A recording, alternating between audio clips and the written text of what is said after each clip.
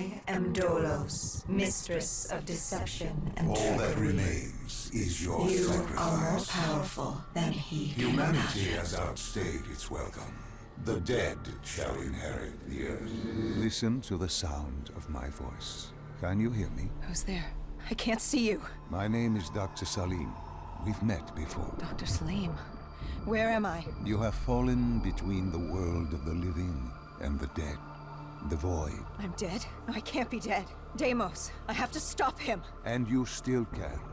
I'll explain as we go. For now, you must trust me. Think back to Coalescence. The start of your journey. The beginning. The beginning.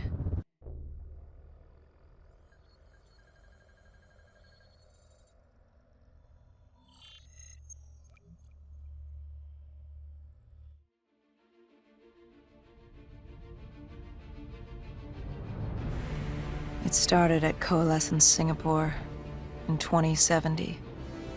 10 years after the disaster. After virus 6115 began its spread. After the dead began to walk the earth.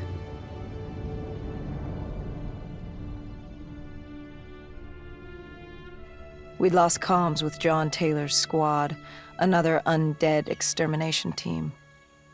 Dead killers, we were called. With our cybernetic augmentations, we were impossible to infect.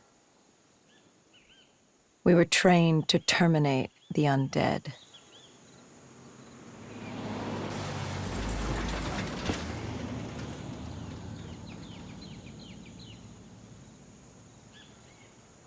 Hendricks was on edge.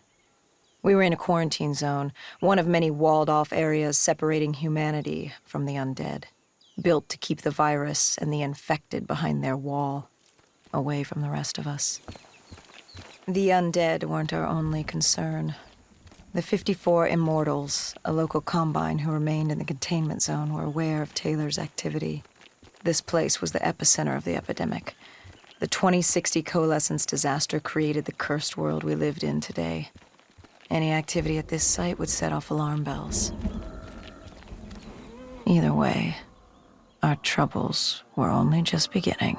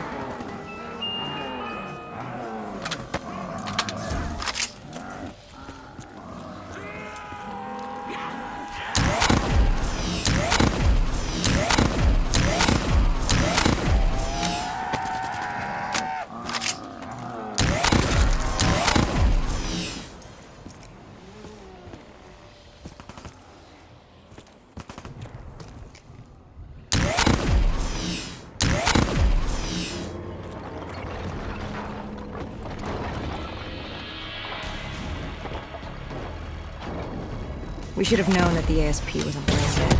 If we were going to bring it down, we'd need to disable his shield and find a rocket launcher. Hendricks had a bad feeling about this. He wasn't the only one. I knew we shouldn't be there.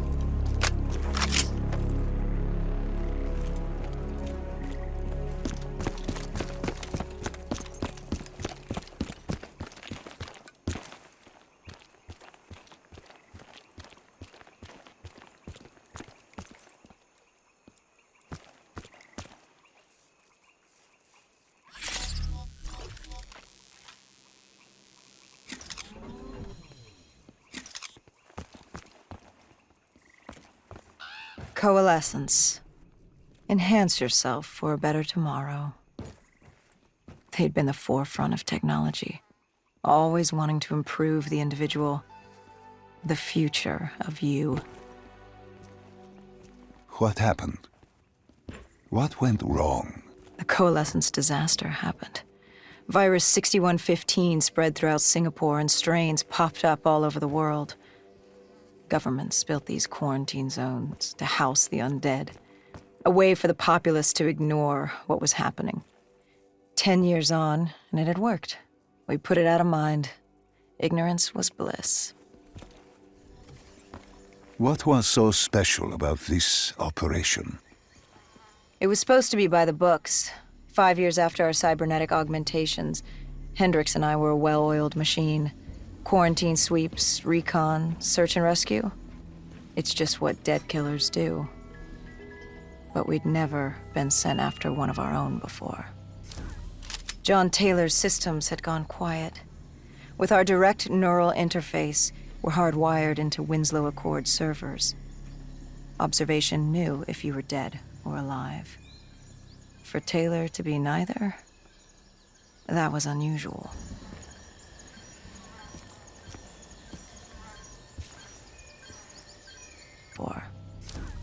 John Taylor's systems had gone quiet. With our direct neural interface, we're hardwired into Winslow Accord servers. Observation knew if you were dead or alive, coming from the server room at the lowest level of the building. It couldn't have been more than a week old, probably why Taylor's team had been sent to investigate. Hendricks activated a recon drone to scan for life. We picked up a signal coming from far below. As we stood there in the atrium, I felt like Alice. And we were about to jump down the rabbit hole.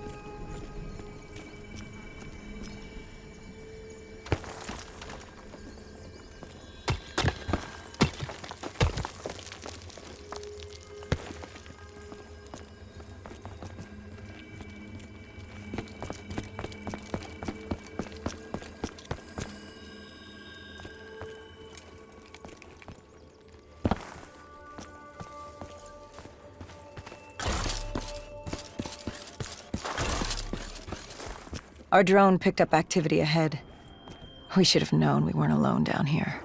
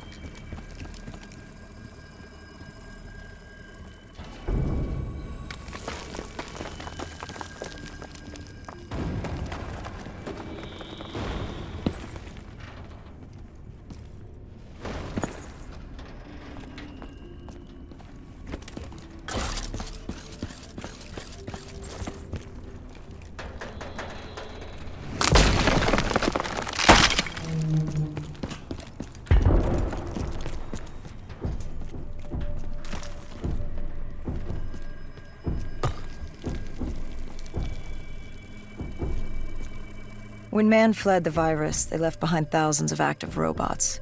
Machinery abandoned with one directive: kill the dead.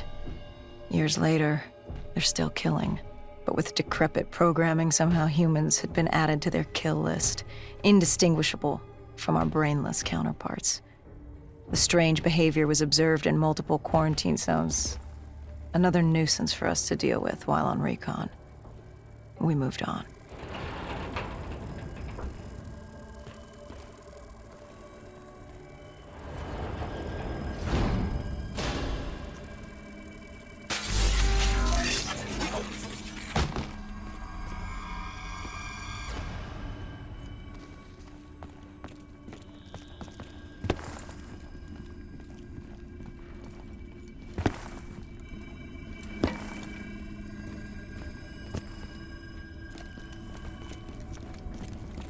We reached the silo's floor, but the signal came from lower still, below coalescence.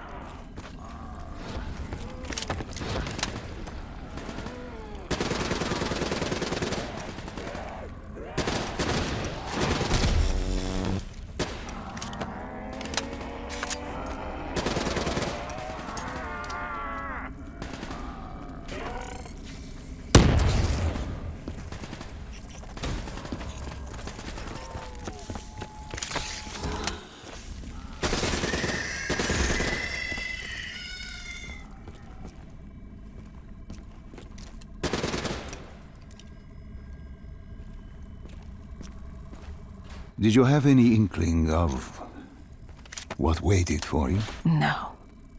In hindsight, we should have put it together. But the fact of the matter, that day was supposed to be like any other.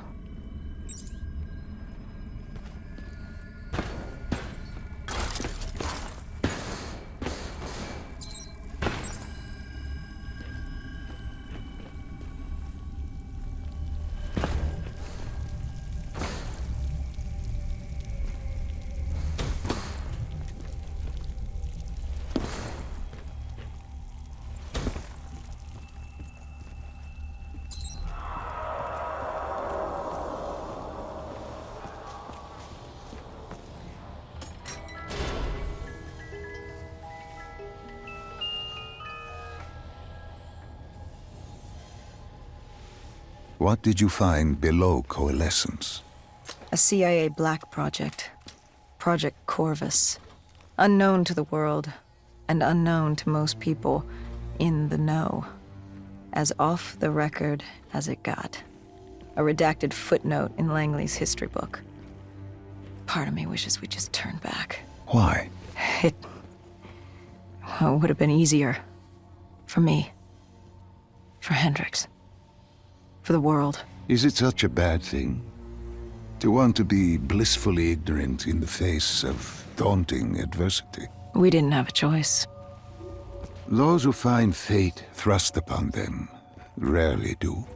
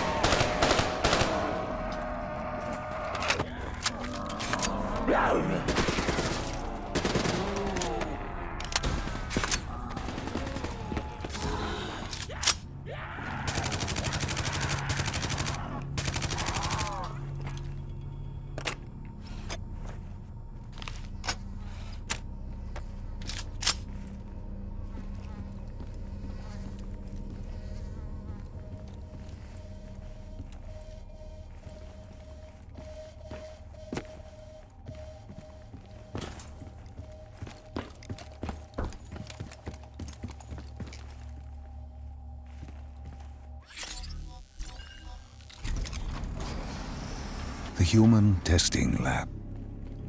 What awaited you there? We found the truth.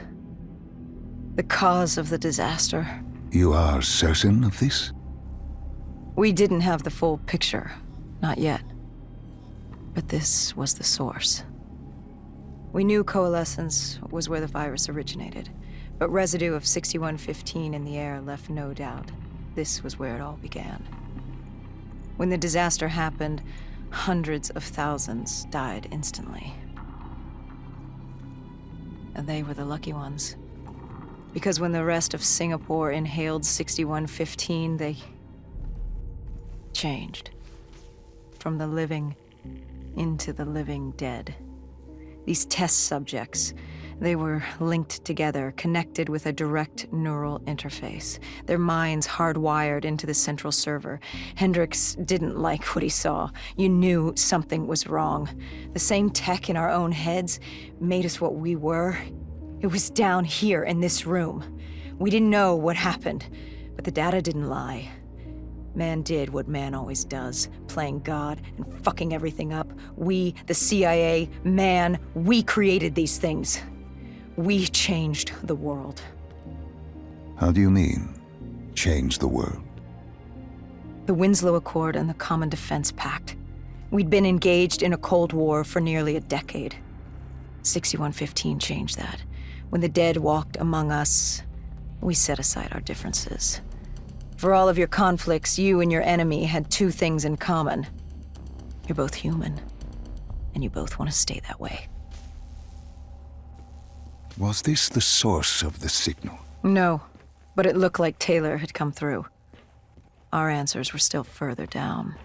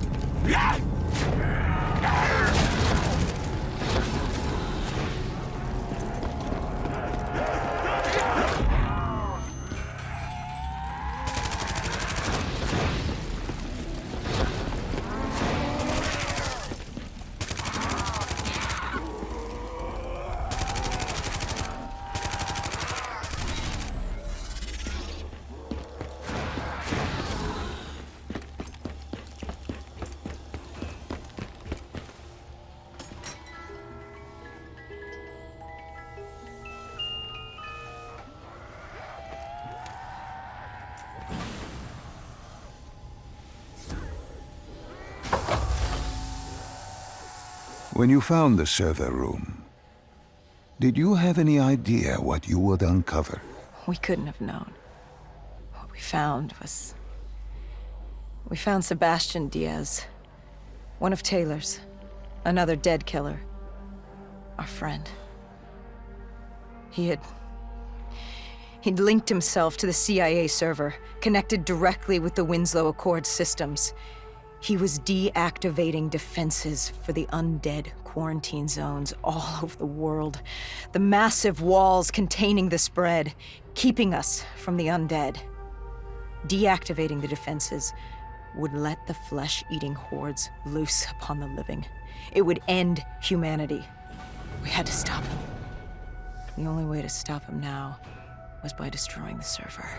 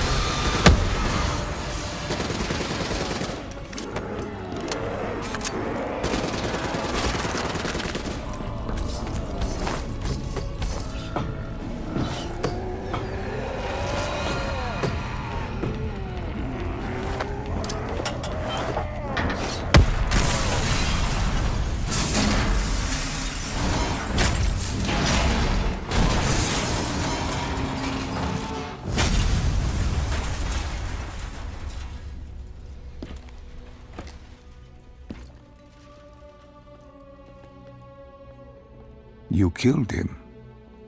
Your friend. He left us no choice. Hendricks wasn't happy and let Diaz know that.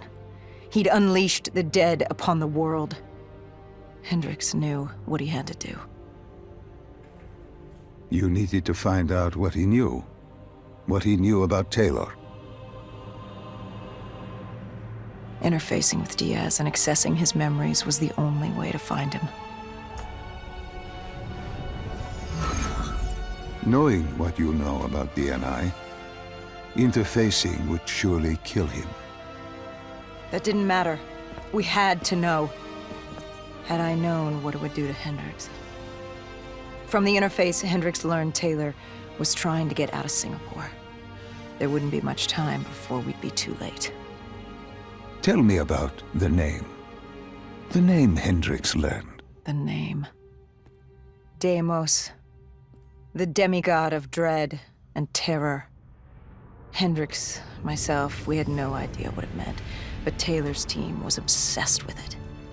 But more importantly, we learned our arrival on site wasn't a secret. We had company. Go Julan, leader of the 54 Immortals. The Winslow Accord had no quarrel with them. To their credit, they had no idea we were down there. Had they known... well, I'm not sure things would have gone any differently. The Immortals had worried for years about another outbreak. This was the final straw, and contamination was a risk they weren't willing to take. They blew the supports and let the ocean flood the building. We needed to haul ass and get the hell out of there.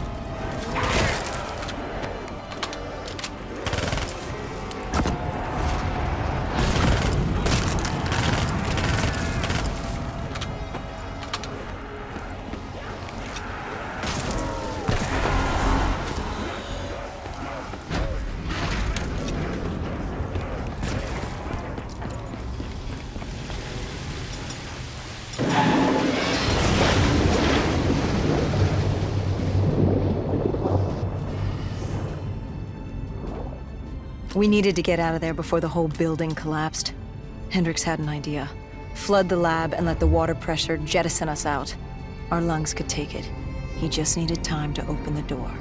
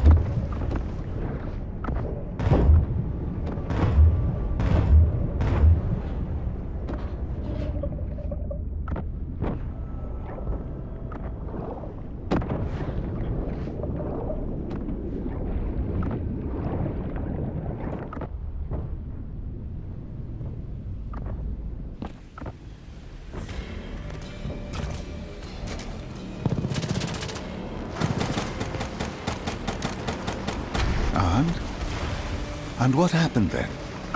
We got through it. We survived. Taylor's team was making their way out of Singapore. But we weren't giving up that easy. We still had a chance to catch up before the quarantine zone collapsed entirely. We couldn't make sense of what they'd done. Their motivations, their actions. There was no way to explain it.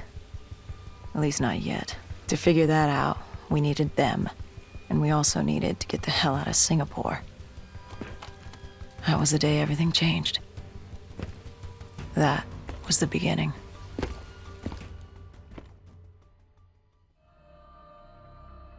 All right, Salim. I told you how this began. Now tell me why. How do I stop Deimos if I'm dead? Your body is dead, but your mind remains alive. I'm connected through your direct neural interface in your subconscious. To save humanity, you must open the portal. With your body gone, the only way to do this is to train your mind. Train my mind? Relive the events preceding your last. Only then can you alter them, change them.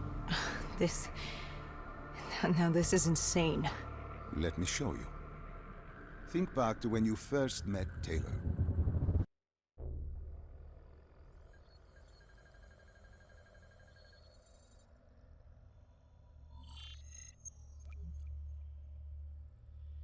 Think back to 2065. You're on a train in Switzerland. I'm heading toward downtown Zurich. On Taylor? That's him. Commander John Taylor.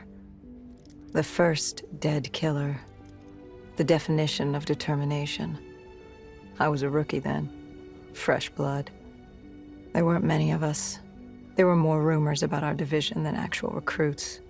They said we were engineered to be immune to 6115. That we couldn't get infected. This was your first mission? Yes. 5 years after the outbreak, most cities had at least one containment zone. But Zurich managed to stay outbreak-free. Now someone wanted to change that. Wait, this feels wrong. This can't be right. This can't be real. How are you doing this? I am not doing anything. This is your mind. I'm the passenger, you're the pilot. But tell me, do you remember the train exploding?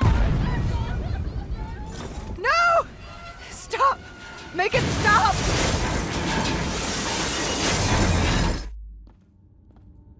Dr. Salim, what's happening? What's going on? You must be calm. This is your memory, and you dictate the truth. But your mind can play tricks on you. It can deceive you, and it can lie. This never happened, but it nearly did. You and Taylor stopped it. How can I see something that never happened? What the hell am I seeing? And why does it feel so damn real? The human mind is fragile, easily swayed by an incorrect recounting of events. This was one outcome your mind feared. Start from the beginning and take me through the mission. Once we organize everything correctly, we'll be able to find the truth. Tell me about the raid.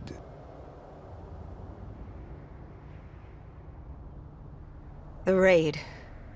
There was a Catardist terrorist collective. They were planning something big, but they knew we were coming. Stop. Don't rush through. Let us start with who was with you. You were not alone, after all. Taylor. He told me they'd received a tip about the Catardists. These undead sympathizers had sprung up around the globe in the years following the outbreak. They believed the undead were the next step in human evolution. To become undead was to live. The dead should inherit the earth. Crazy, right? Was it only Taylor? Was there anyone else? Sebastian Diaz. The man we saw at Coalescence, who would disable the undead defenses. And back then, he was Taylor's second in command. He would take point on the raid. Hostile encounters were expected with the undead, but that didn't seem to bother him. They were so relaxed. The dead threatened Zurich. They were fearless. Didn't take away our own fears. If I was gonna learn my shit, it would be on the job. This mission was my training. For him, it was just another day in the life. Business as usual. And business was booming.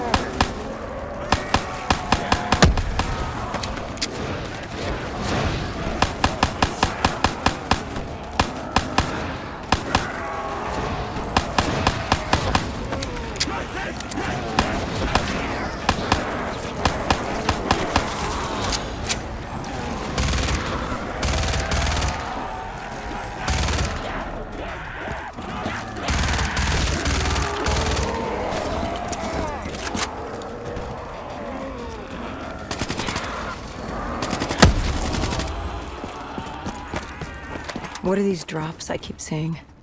I saw them in Coalescence, too. It is your mind trying to help you through your memories. Weapons, abilities, powers. Use them or don't, but they may offer you a temporary advantage. Where did Diaz take you next? We still have to get to the factory entrance.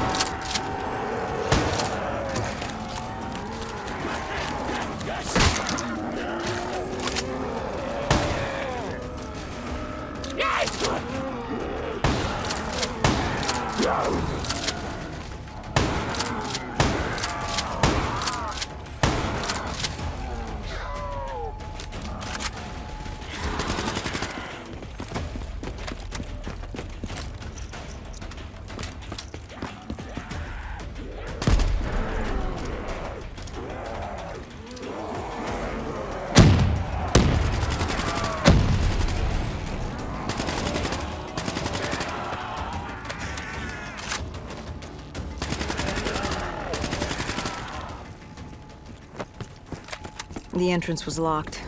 We had to destroy a generator to get it open. That was around the corner, with more dead standing in our way. I had an arsenal in front of me, but Diaz made it clear. He told me to run point on the ground. He was curious to see me think on my feet.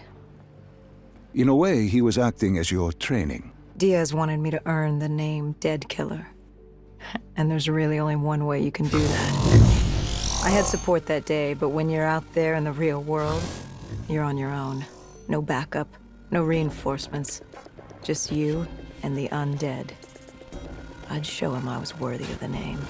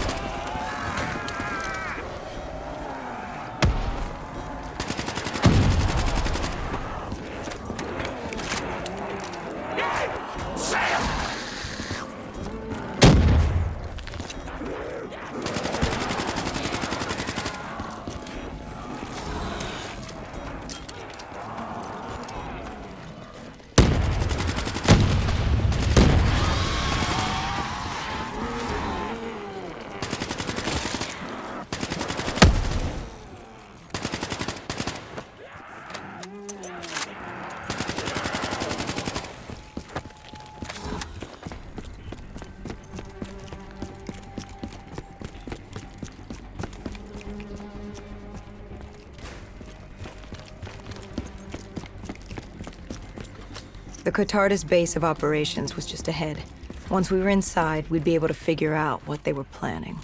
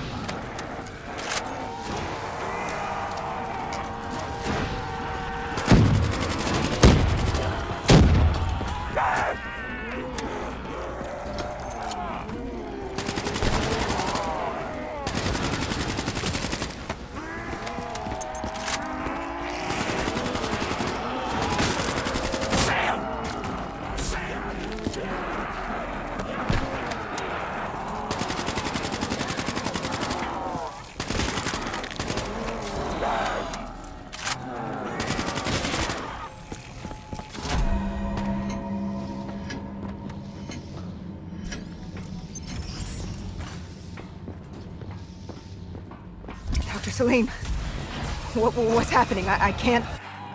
No, stay with me. Come back to my voice. I can't.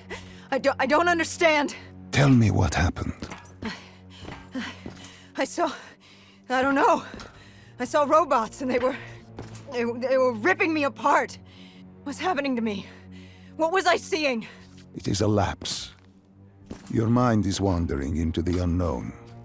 Your subconscious finding fears, dreams, doubts. Stay with me. Stay with my voice. You're still in the factory. You were about to make a discovery. Yes, there was a console ahead, and Diaz told me to interface to get access to their network. We had to find out what they were planning.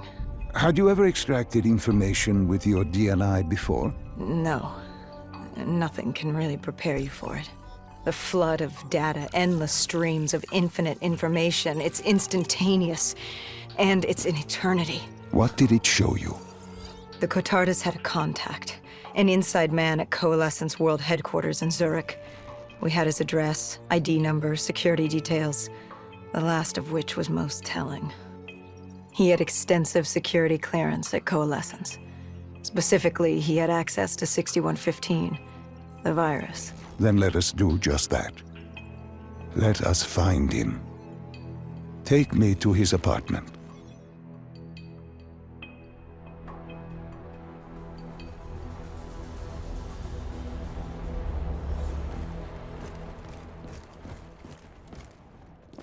We were ready to breach, but it didn't go as planned. He was ready. I had to get after him. Our mark was going to release 6115 into the surrounding area. Remember, walk before you run. You weren't alone. Who else was there? Taylor? Taylor. Yes, he discovered our mark had just unleashed the virus into Old Town, turning civilians into the living dead. But Taylor didn't lead that day. No, he had Overwatch. He was our eyes in the sky. Sarah Hall, however. Sarah Hall, the team's intelligence expert, was with me. She had point. She found our mark. Apparently his supply of 6115 was 10 times what we initially believed. Enough to turn all of Zurich into a city of the dead. Hall had been with Taylor as long as Diaz. He practically raised her, trained her. He made her. With Taylor in the sky, Hall was our feet on the ground. She didn't have as much patience for fresh blood as Diaz. She was direct and focused. And right now, she was about to give me a lesson in target acquirement. Hall had been with Taylor as long as Diaz. He practically raised her, trained her.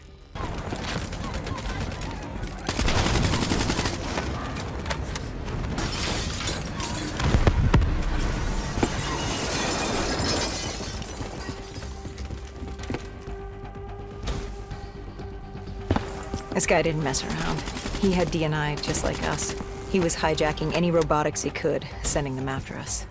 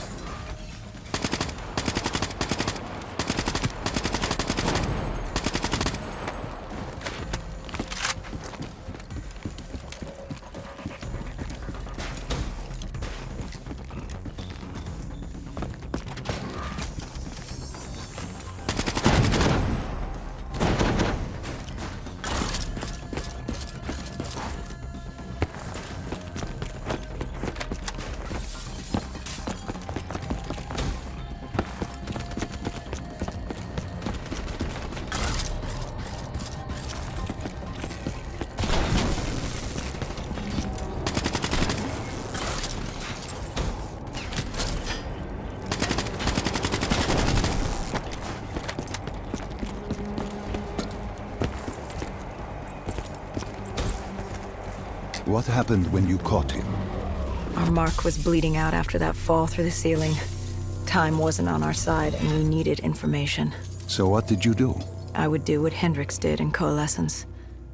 I had to interface with him, extract the information from his memories. You make it sound cold. You would be diving into this man's mind. A dangerous task.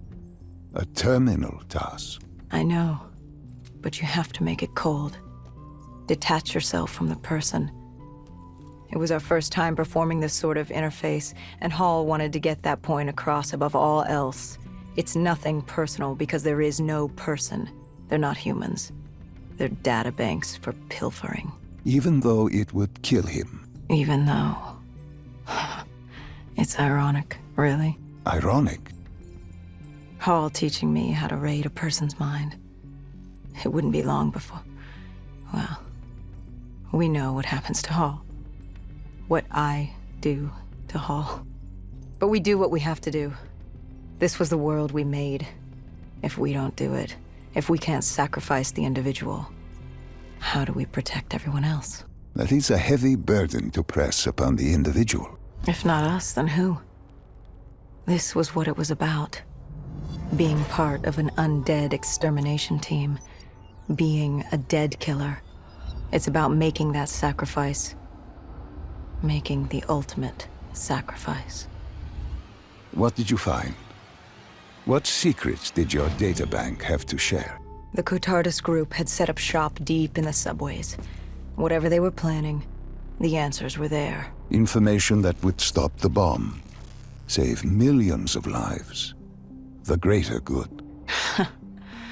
Yeah. The greater good. Taylor joined us. If we were going to move on the subway, we had to act fast. The attack, whatever it was imminent. And your mark? What happened to him after your interface? He was gone. Dead.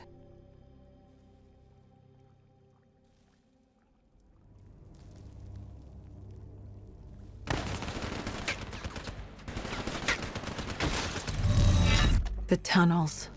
We tracked down the Cotardus operations, and they were putting up a good fight. Who joined you in the tunnels? Taylor oversaw the operation, but the lead on this was Peter Moretti, the last of Taylor's team, an explosives expert. He was the guy you wanted when you needed to blow shit up. He was damn good at blowing shit up, which made him perfect for the fight ahead. Fearing discovery, the Cotardus Collective had an armada of undead and patrolling robotics guarding the facility. I won't lie, it's strange seeing Moretti like this, knowing what happens next. He was crucial to finding Taylor, to finding Deimos. You mean the refineries in Cairo? He had a pivotal part to play. He just didn't know it yet. What he knew then was the way to the hideout. He took point.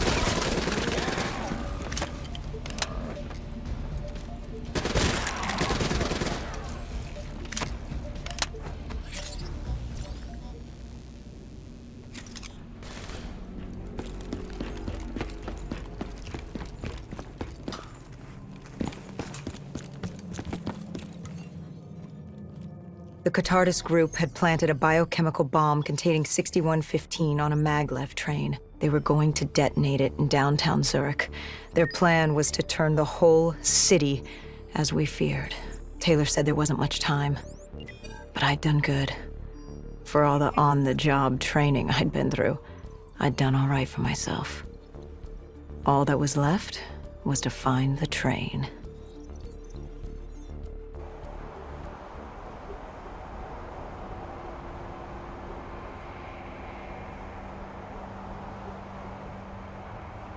Good. You didn't even need my push to the final memory. You connected events and arrived at the truth. Now what happens? Now we set things right. Through your mind, you realign the events as they occurred. And by doing this, if I work with you and remember the events leading up to Zurich, You will be able to open the gateway. But let's not get ahead of ourselves. Let us finish here first.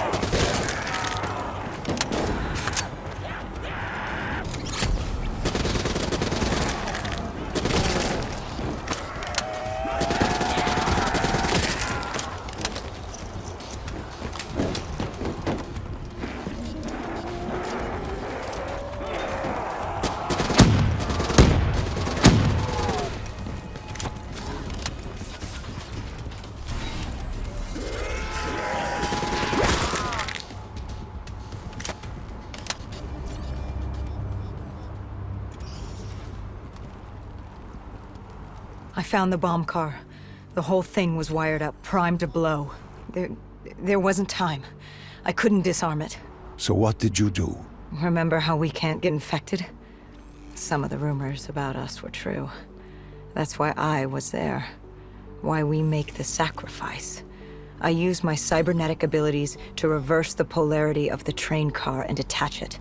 The car unleashed the gas, but safely outside the city. And you lived? I didn't know I'd make it at the time, but I turned out all right. It wasn't the last time I cheated death.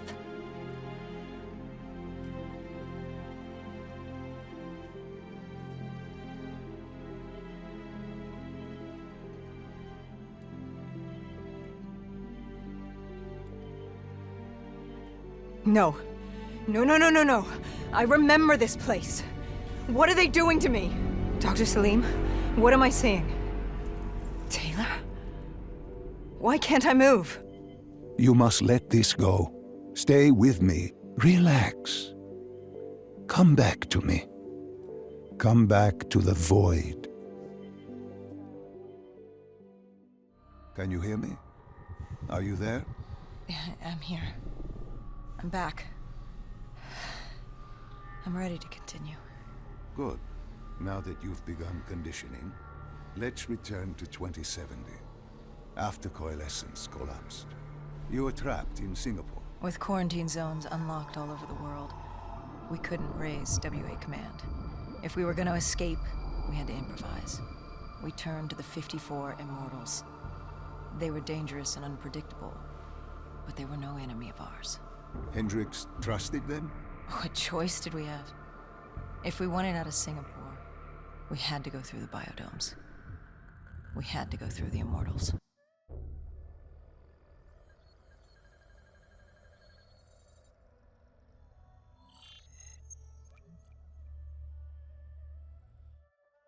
Getting in was easy. Getting out would be another matter entirely. At the time, the biodomes were the safest place to be. With the outbreak of 2060, the Immortals seized the marina and dug in. The biodomes were impenetrable. Dead-proof. Hendricks had a contact, Danny Lee. He was slimy as they come, but he could get us transport. Not only that, Taylor had beaten us out of the biodomes, and Danny claimed to know where he was heading. They had this information. Danny was convinced Gojulan had info on her central server. They were doing us a solid, really. But that didn't come cheap. They wanted food, water, weapons, reinforcements from the Winslow Accord. We agreed to their terms, with no idea if we could honor it. The Immortals were a people of their word, and quite efficient in punishing those who did not act the same. Danny was in a bad mood. The Immortals weren't exactly happy to see us. They knew our part in what had happened in Coalescence. Danny went so far as to accuse us of opening the containment zones ourselves. Hendricks persuaded him otherwise. But that didn't change how I felt. We were there. We had our chance to stop Diaz in the server room. You cannot blame yourself for what is out of your control. There were powers in play far greater than your own. Powers with far more control. You were a pawn in his game. You mean Deimos? Well, as it turns out, we weren't his only pawns in the room. How do you mean? You can get us a ride out? Sure, I'll give you that. But claiming to know where Taylor was? Know that saying, too good to be true? Something was wrong. There was something malevolent, malicious. I called Danny out. Wasn't too happy with that. But then again, we assumed he was just scared. The outbreak now occurring worldwide was unprecedented. We were all scared. Up till now, we'd become complacent. We got comfortable. The dead had stayed in their cage, and we kept pretending nothing had happened. Taylor and Diaz changed that. Pandemonium, riots, civil war, countries were already tearing themselves apart, in many cases before the dead even reached them. But Danny wasn't scared. He was stalling. And it only took us another moment to find out why. The ghost siblings. Danny set you up. No, no, no. This was different. It was their eyes. Hollow, empty, void of life, like they could see right through me. They all had it, just like Diaz. It was only later we found out all higher-ups in the Immortals were outfitted with D&I. Like us. If only we'd known the part our own technology would play. The thing about dead killers, though, there's always a plan B. We had a robot squad in place, ready if the situation took a turn. Gojulan bolted before our robots got her. She was headed for the server room in Cloud Mountain, the only place we could put in the call from transport. It became quickly apparent that uninvited guests had joined the party in the biodomes. The dead were flooding into this safe haven. It was about to become hell on Earth. We had to move. We had to get to Cloud Mountain.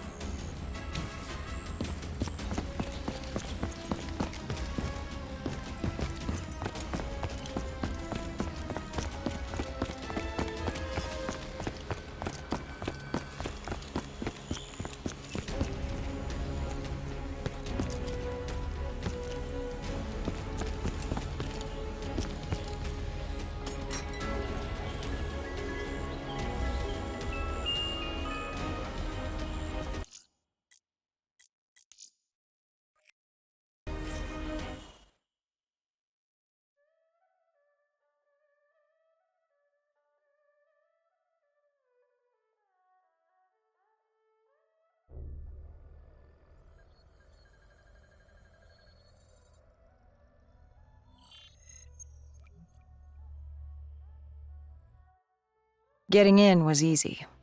Getting out would be another matter entirely. Safest place to be.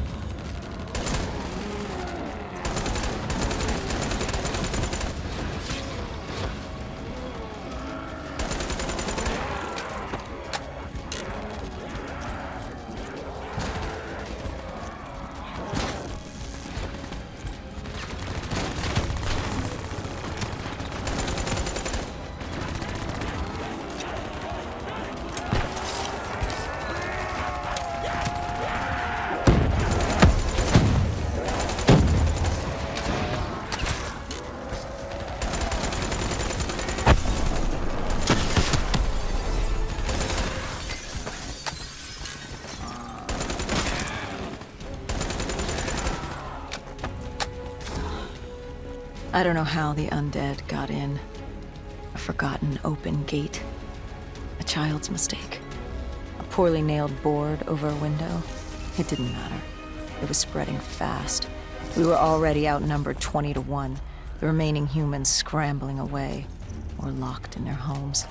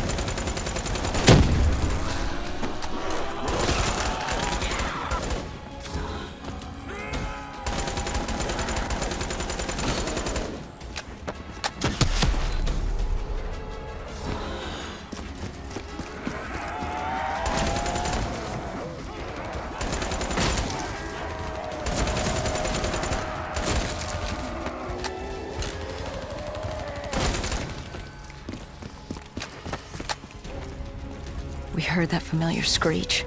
Parasites, mutated creatures born out of 6115, were flying towards us.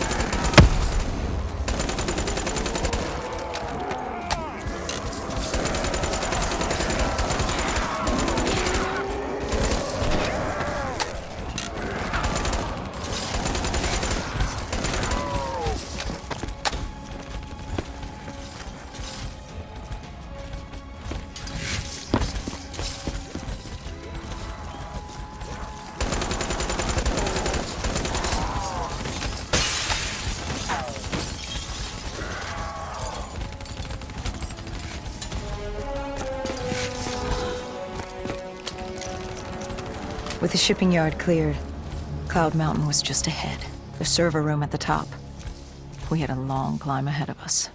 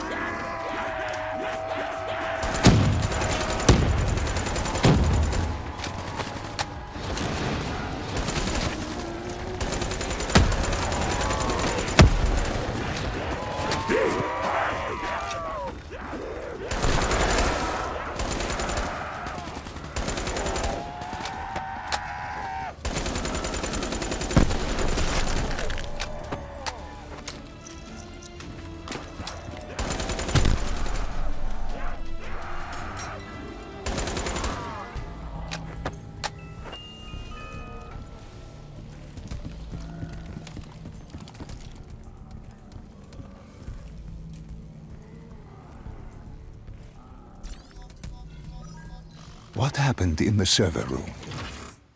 By the time we got there, Gojulan encrypted her hardware, locking us out of the central server. Hendricks stepped in, but we were a few seconds too late. Damage was done. Why did she lock you out? It didn't make any sense. Sure, we weren't on the best of terms, but this wasn't her. Something else made her do it. Something was controlling her. The encryption used a biometric hand scan. Hendricks tried to unlock it. But the Go siblings were smart. They'd set up an access system requiring both of their hands for authorization. And her brother was shredded with bullets back in the bar. We could hear the horde coming, and we only had one sibling. But she did have two hands. You chose to cut off her hand. Why? I hoped the biometrics were interchangeable, allowing the siblings to use either reader. If we were calling transport and getting out alive, it had to work. Lucky for us, it did. Hendricks interfaced with the system. He was able to raise WA command. We needed a ride out ASAP. They had a VTOL a few minutes out. Rendezvous was set for the top of the dome. But Hendricks wanted to know what Gojulan had on Taylor. Anything, even the smallest detail, could be helpful in picking up his trail. And that would take some time. And time was something we didn't have. Hendricks searched the archives. I dealt with the incoming horde.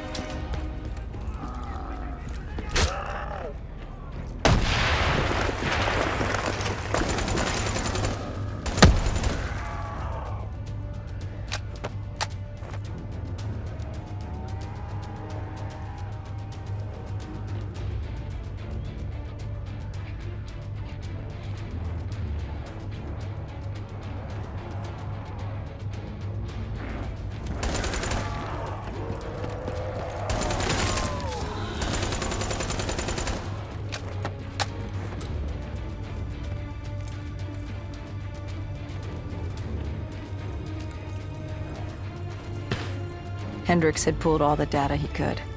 I hoped it was enough. Our pickup was in position. It's time to get the hell out of here.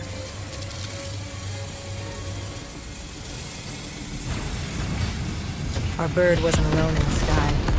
Our VTOL had caught the attention of an old automated wraith. We needed to find another way.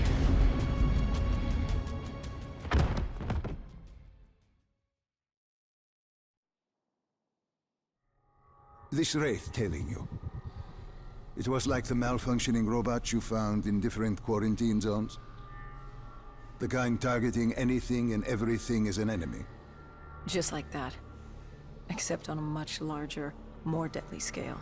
And this one was very interested in us. Command had an exit route. Extraction set beyond the swamps. If we crossed the super trees, there were shipping docks where we could commandeer an airboat. It's easier said than done.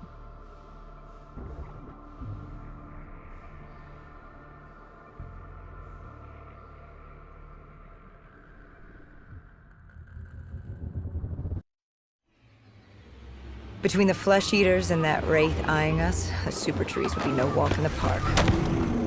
We had to haul ass and stay out of sight. But they weren't our only concern. Winslow Accord picked up chatter ahead. Apparently, we weren't the only humans using the docks to escape.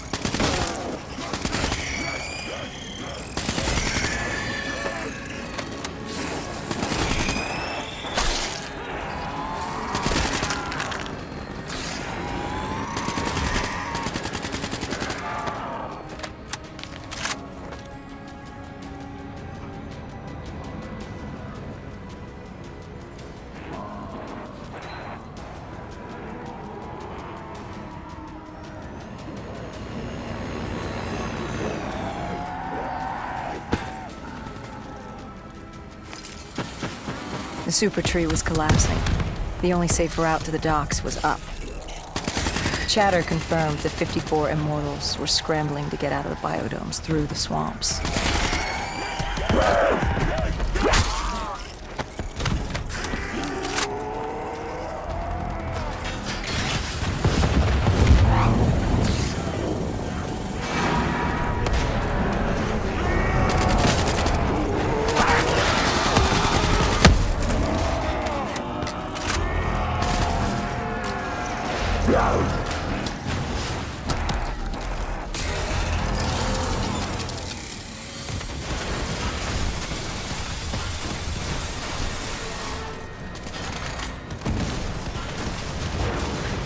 From the sound of it, they wanted us dead as much as the flesh eaters did.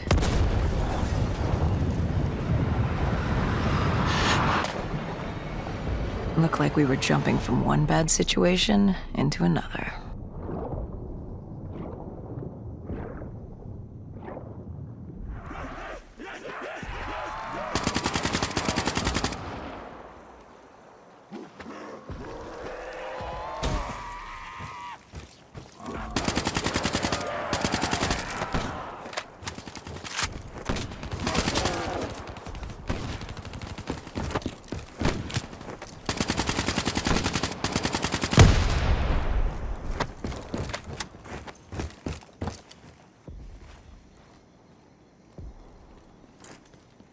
Hendricks commandeered an airboat and set the autopilot. We had undead on our ass, and more 54I ahead. And that rogue wraith wasn't done with us yet.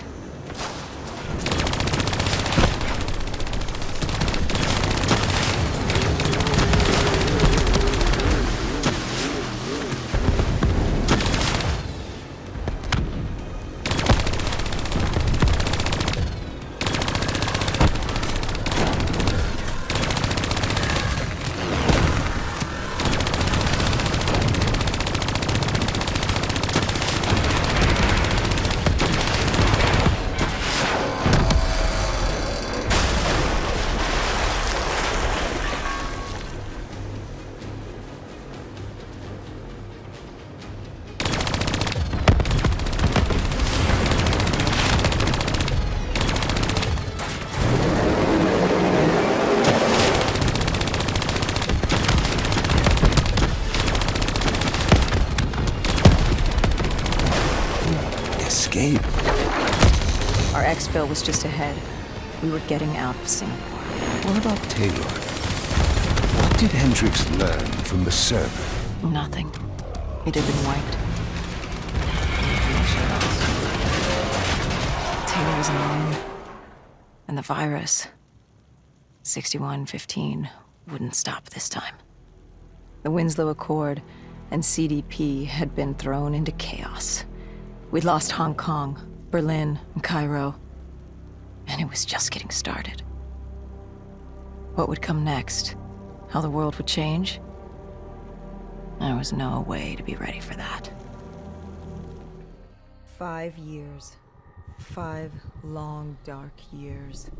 Opening the quarantine zones did exactly as we feared, and by 2075, what was a contained situation gave way to anarchy. Humanity's numbers had been reduced to a few hundred mil scattered across the globe. The undead had risen to 7 billion. Taylor was in the wind, a faded reminder of our inability to stop Armageddon.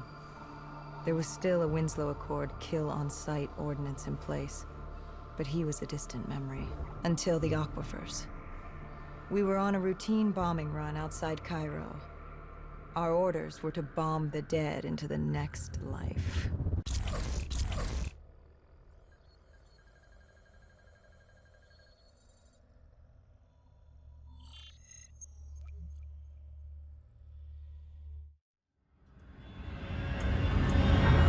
Our target was a Catardus colony. They'd taken over a refinery. It was a well-armed facility protecting them and the dead they worshipped. Top priority was to cut off their comms and leave them in the dark. But first, we had to clear out their defenses.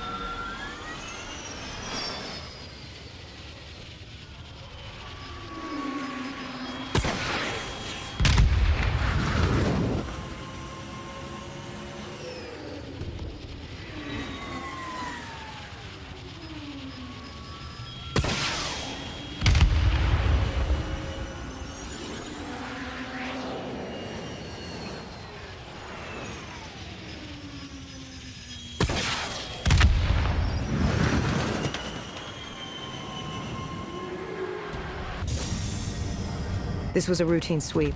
Every time another sympathizer colony sprouted up, we'd squash it back down. As far as we were concerned, we were doing the world a favor.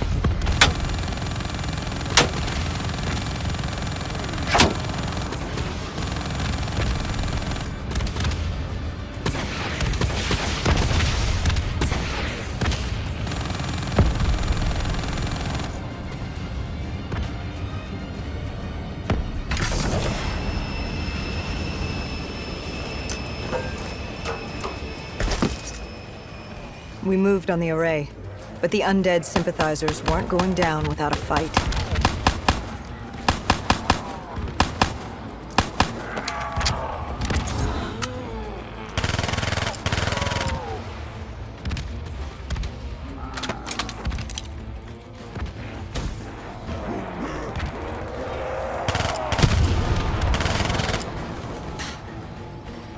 Our support detail needed a few moments to disable the array.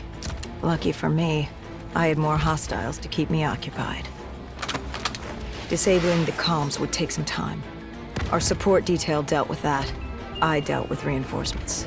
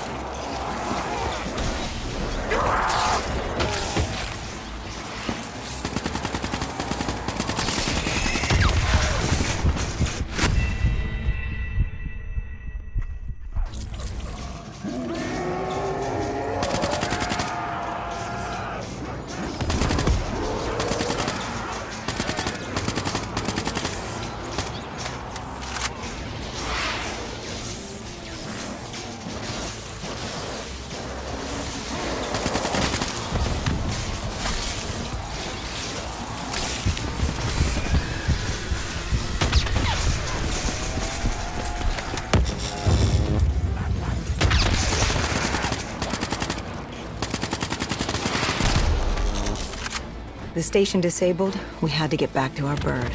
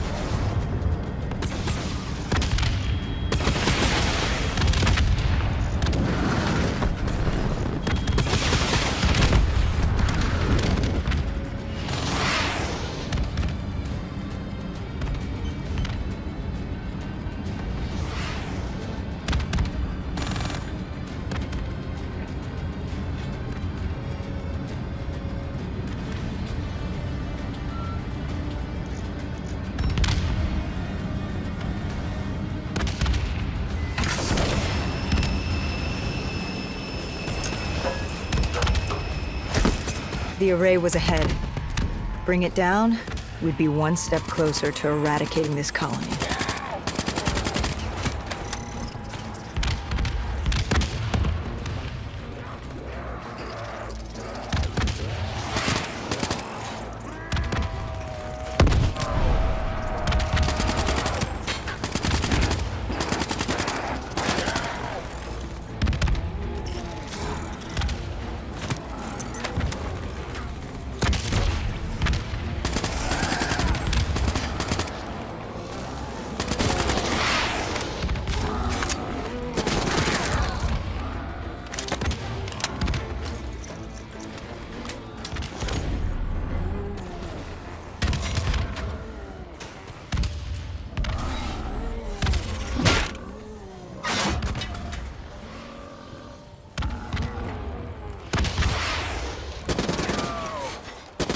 Disabling the comms would take some time. Our support detail dealt with that. I dealt with reinforcements.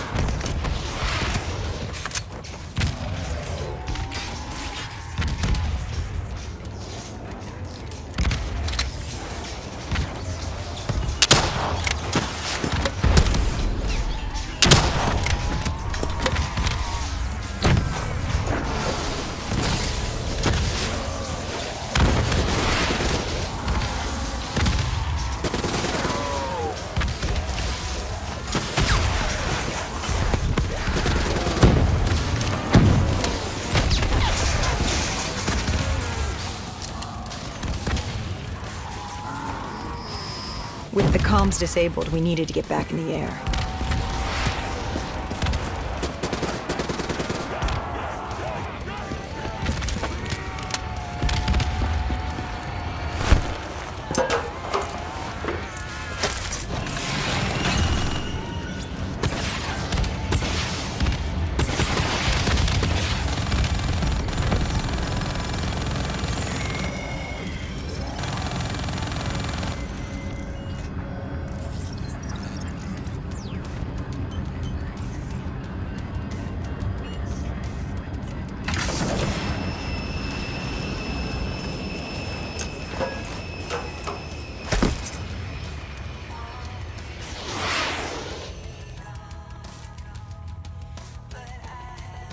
With their comms jammed, the next step was to breach the control room to take back the facility. There was access ahead. I just needed to get through the flooded room in front of me. Our support detail insisted on coming with. When you were swimming, something went wrong. Our D&I. There was a malfunction. What did you see? I saw... I was drowning. I thought I heard... This is not your time. Get back up. Do not trust him. Everything is not what it seems. What did you hear? Nothing. I couldn't make it out. Get up. And I woke up. Someone pulled me out of the water. Someone saved me. Saved you. A guardian angel. Someone watching over me. My support detail. She got through somehow and pulled me out. She brought me back from the brink. She said it wasn't my time. My work wasn't done. I had to stop Taylor. I don't know how she knew. It didn't make any sense. Did you know her? This woman? No. I'd never worked with her before today. And yet she knew about Taylor. She knew about what happened. And you're sure she was there? What? Why? You think I made her up? You yourself said your DNI systems were malfunctioning. What? You gonna tell me I'm crazy next? I know what I saw. I did not make her up. I didn't fucking imagine her. Did she have a name? Of course she had a fucking name. The guardian angel. She said her name was Kane. She told me she'd help me get through this. She said we had to move. Control was beyond a server room ahead. If we were going to take the refinery from these dead sympathizers, we needed to clear it out. If we couldn't, it would be on to Plan B. Plan B? Plan bomb this shithole to hell.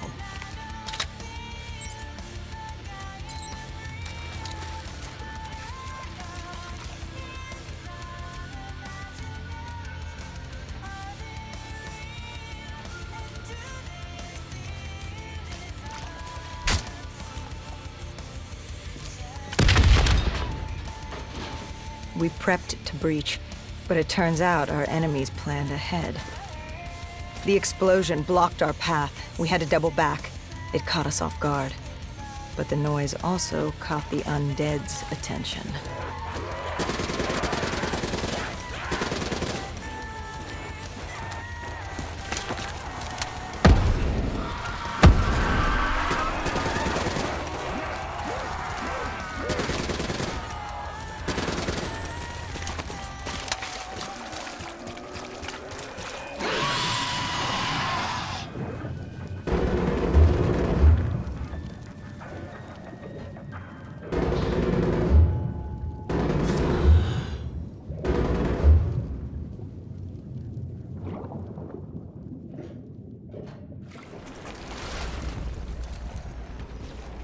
We regrouped with our allies. That's Egyptian Army Lieutenant Ziad Khalil, friend of ours. He was durable, seasoned. He defended his home through undead wars. He wouldn't go down without a fight. What was the plan? Khalil would move on control from the exterior. I'd sweep the dead from the air. Our guardian angel accompanied me. She told me the answer to finding Taylor was on this refinery. Why she thought that. How she knew that. It was surreal.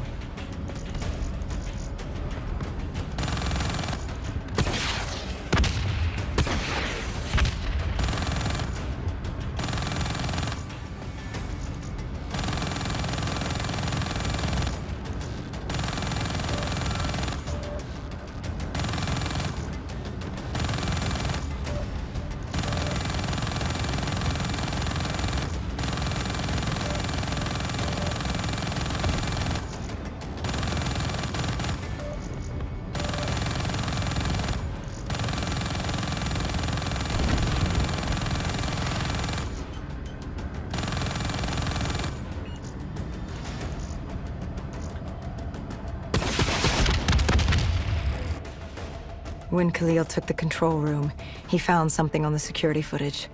Something we needed to see. Taylor. Like seeing a ghost. We just stumbled upon him. This wasn't just a Cotardis colony. This was Taylor's hideout. They were already evacuating Taylor. We locked down the facility, separating Taylor and his associate, Moretti. Who did you go after? It was too late for Taylor. The Cotardis put him on a VTOL. We'd go after Moretti. Command informed us the kill order was still active. Hendricks didn't like that, but it wasn't his call. How did you feel about it? 5 years. 5 years after our fuck-up, and we could fix it. I'd gladly take the shot.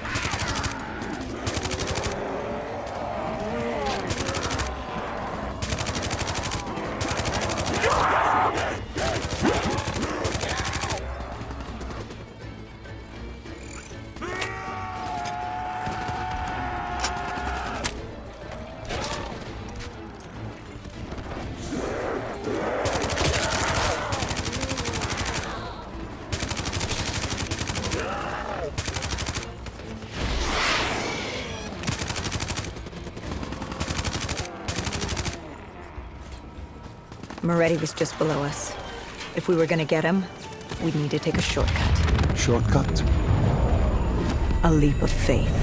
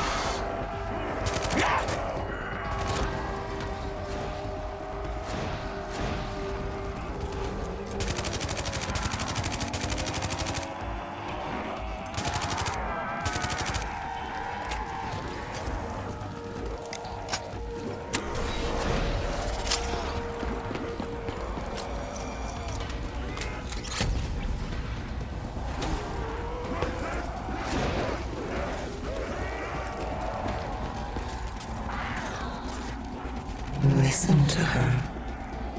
Trust her. Find Taylor.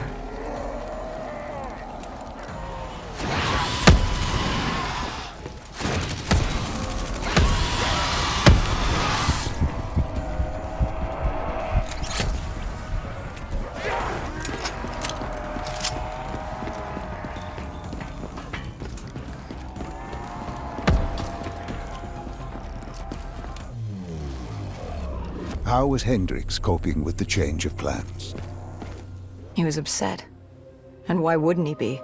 Command wanted our friends dead. He wanted to bring Moretti in alive. But that wasn't all, was it? No, Hendricks had been different since Singapore. In what way? Every way. Aggressive, angry. He was losing perspective. And something was just off. I should have known what happened. How could you have known? Even if you had, what could you have done? You seemed so certain of his intentions. We all battle inner demons and our choices. Hendricks, Taylor. That whole team rose the ranks together, fought alongside each other. Little did we know one of his friends was watching us. Moretti had locked himself in the security room. Only way in was to cut the power. To do that, we had to overload the generators.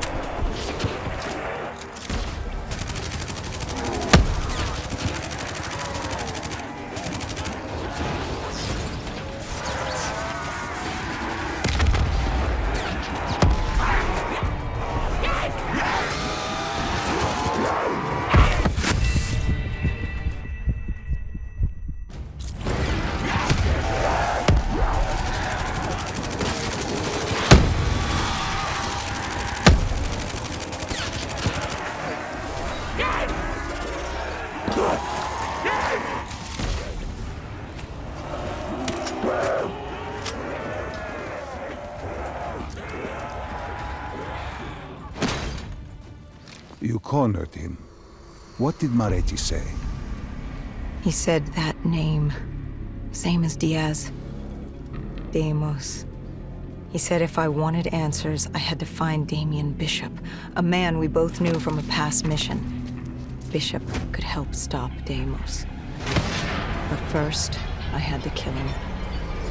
He kept saying, "This isn't me, this isn't me." He kept saying Deimos made him do it. So I granted his last request.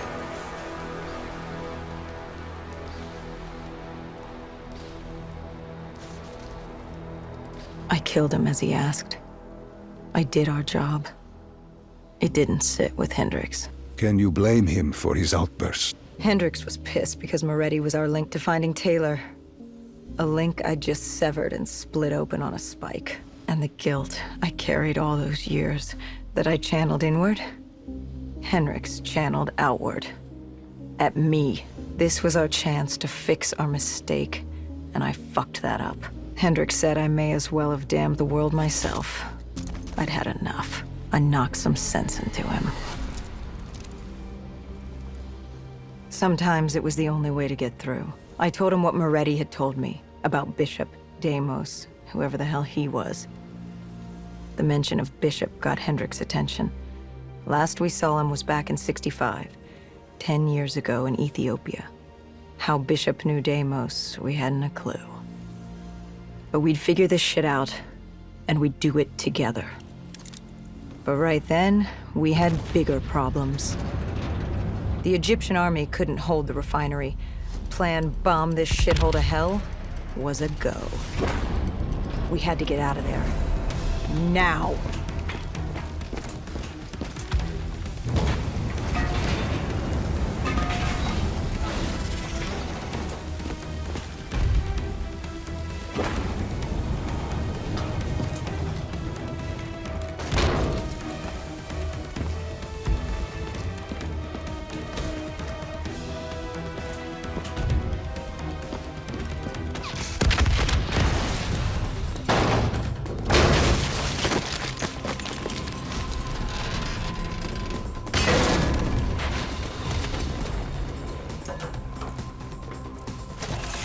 We lost Taylor, but we had a lead.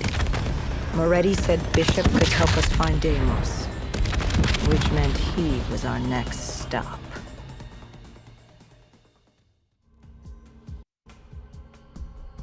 This bishop that Moretti mentioned, Damien Bishop, the man who found the cure.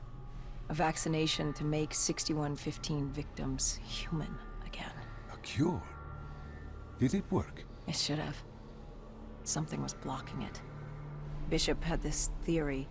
He believed somewhere there was an undead brain. a single creature controlling them as a collective hive. He believed that it somehow blocked the cure. We met him in 2065 when he made the breakthrough. News traveled fast. He and a few others were kidnapped in Ethiopia. It was a joint op with Taylor's team. We were to extract Bishop from a base overrun by the dead.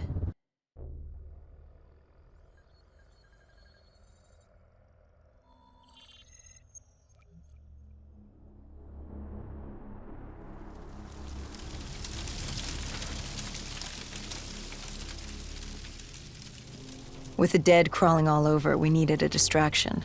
Something to keep the flesh eaters occupied so we could grab Bishop.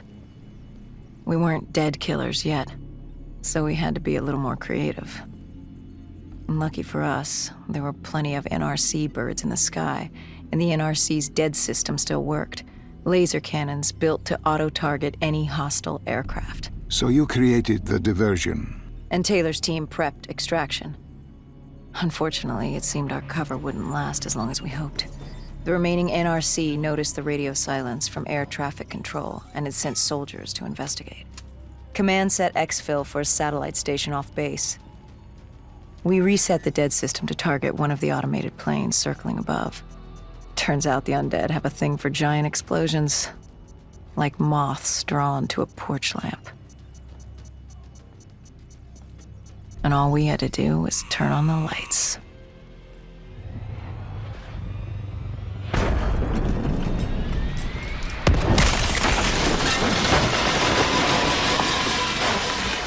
Unfortunately, we couldn't exactly control the landing.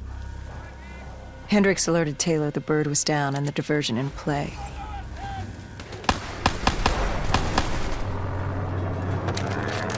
We took out the NRC and moved. Bishop was being held underground in the security station across the tarmac.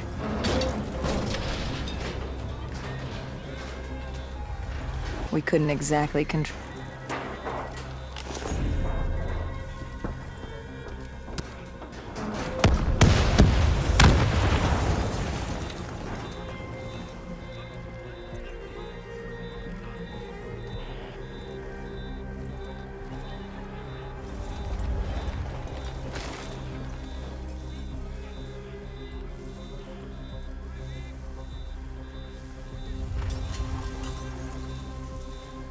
Hendricks ordered weapons down. The base was crawling with NRC soldiers and undead. No need to draw any more attention to it. We crossed the tarmac. The tunnel ahead led to the security station.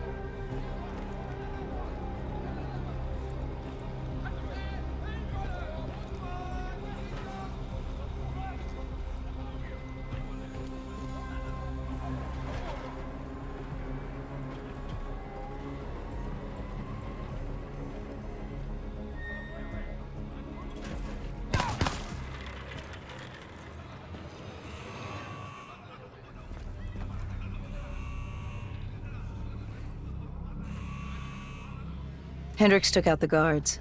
I hacked into the system to find Bishop. Why were there NRC still at the base? It was being overrun. They needed the cure. They kidnapped Bishop's whole team and would do whatever it took to get their hands on it. They'd torture these researchers till the dead broke down the door and ripped them all to shreds if it meant they could save their people. It wasn't personal. It was self-preservation. With the secret out about Bishop's discovery, he'd become the most wanted man in the world. The NRC were just the first to grab him. It was every country for itself. Why do you think we were there? The Winslow Accord wanted the same thing the NRC did. You can't rationalize anything when you're put up against the wall. Nothing about this was rational.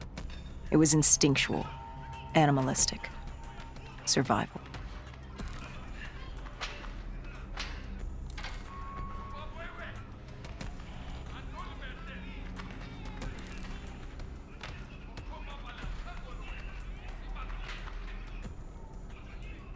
He had been escorted to an interrogation room. We had to hurry. Behind us was an undead army. Once one got a whiff, the others would come running.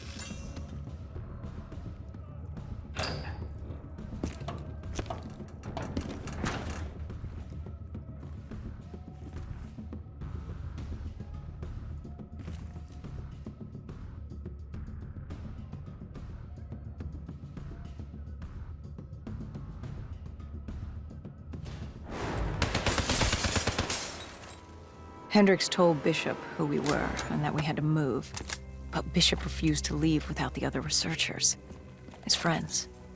Our instructions were specific. Bishop was our priority. We didn't like it, but Bishop refused to leave without them. It sounds like you were taking an awful risk. He said for the cure to work, he needed them. They weren't expendable. Technically, we were. In a way, you and the NRC were not so different in what you wanted and how far you were willing to go. Our method was different. Our reasoning was not. No one wants to sacrifice themselves to save the world. But you like to think if the moment came, you'd have it in you. Who was inside the cell? Lieutenant Zayed Khalil, member of the Egyptian army. Back in '65, he was a guard assigned to Bishop's research station. This was how we met. Hendricks cut him down and notified Taylor we were freeing the other hostages. Taylor said we didn't have the time. The base was swarming with additional NRC forces. They weren't letting their prize go that easily. There was a tunnel full of hostile soldiers between us and our exit. A cargo elevator ahead was the only way to the surface. No telling how close the dead were behind us.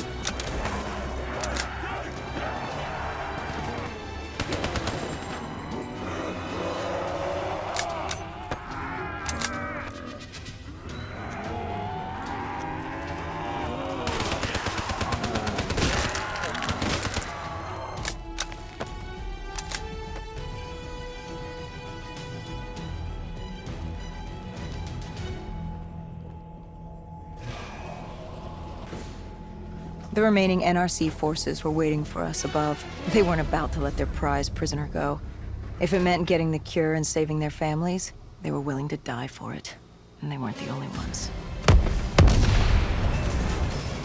We'd never seen dead killers in action before. To us, it was a spectacle. To them, it was just another day in the life. Wait a minute. Do not be deceived by his lies. Remember your past. Remember when you first met John Taylor. Remember the truth. Wait, this is wrong. This can't be real. I told you I met Taylor in Zurich during the 2065 Catardist Uprising, after I became a dead killer. But here I am with Taylor, and my limbs haven't been replaced yet. I'm still human. Why did you tell me that the first time I met Taylor was Zurich? Focus. You need to complete this memory. What was Taylor's plan? We were still on for exfil, but first we had to blow the bridge. We followed Diaz. Both undead and NRC forces were converging on our position.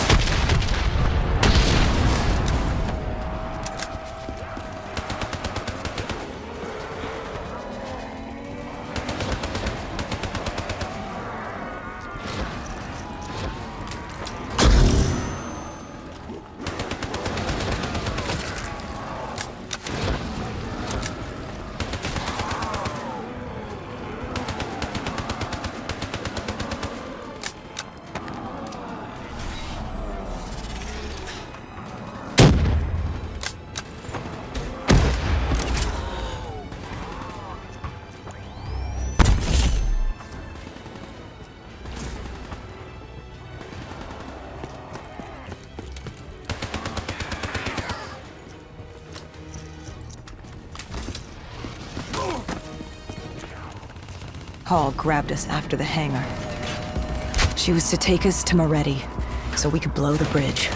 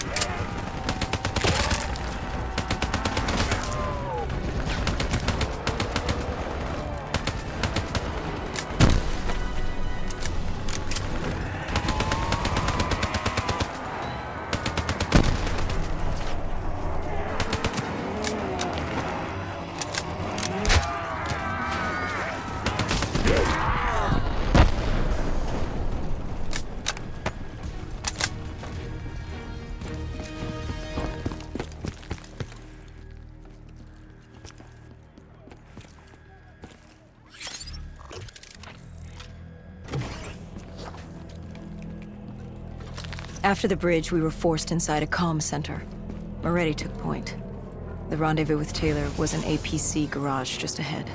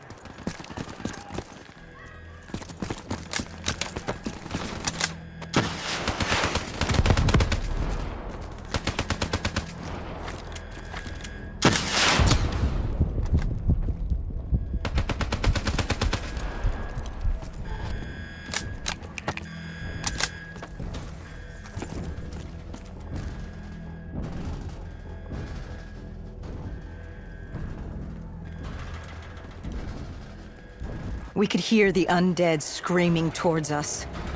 But that wasn't all. A robot horde was moving in. And Taylor would need some time to get the door open.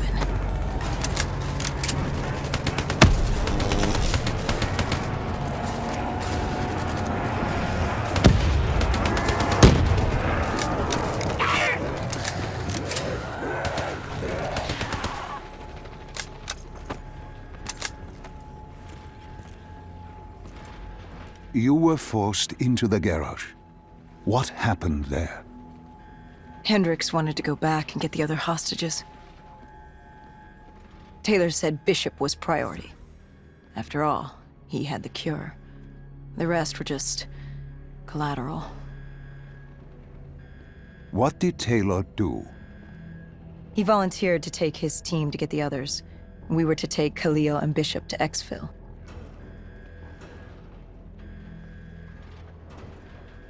We got on the APC. Bishop was the most important man in the world right now. We had to get him to Exfil if it killed us.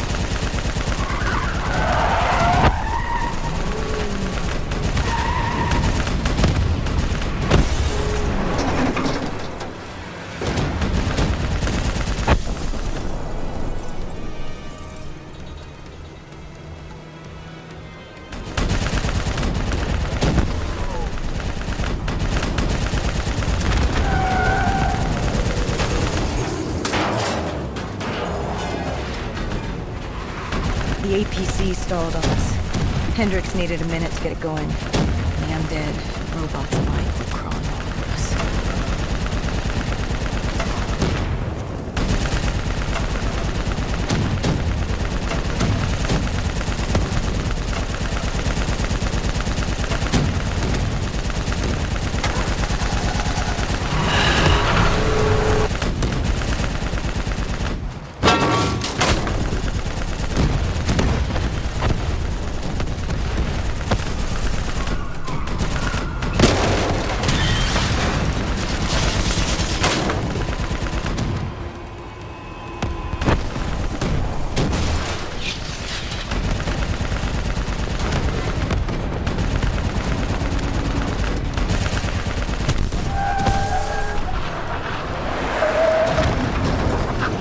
came in too fast.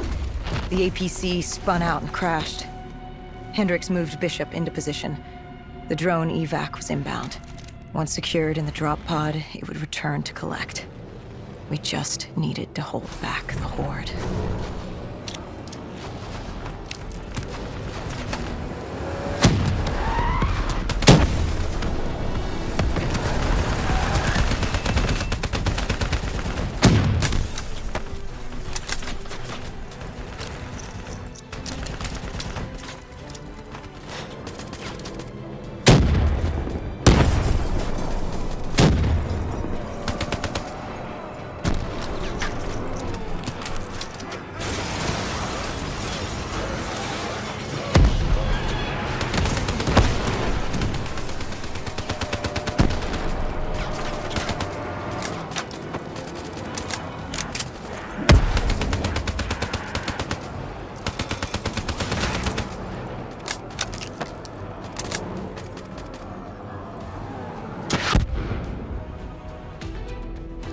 What happened?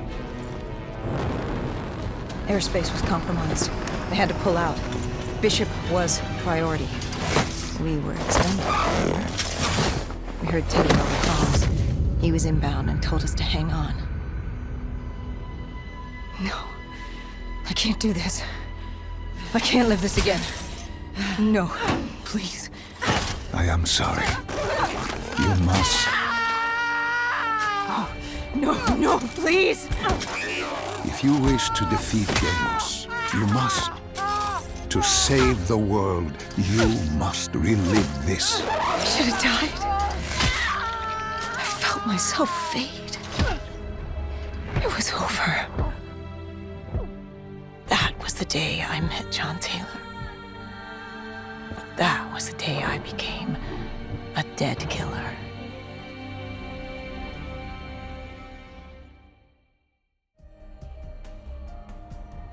That was the day you met Bishop, the man who found the cure, before he died at the Cairo aquifers.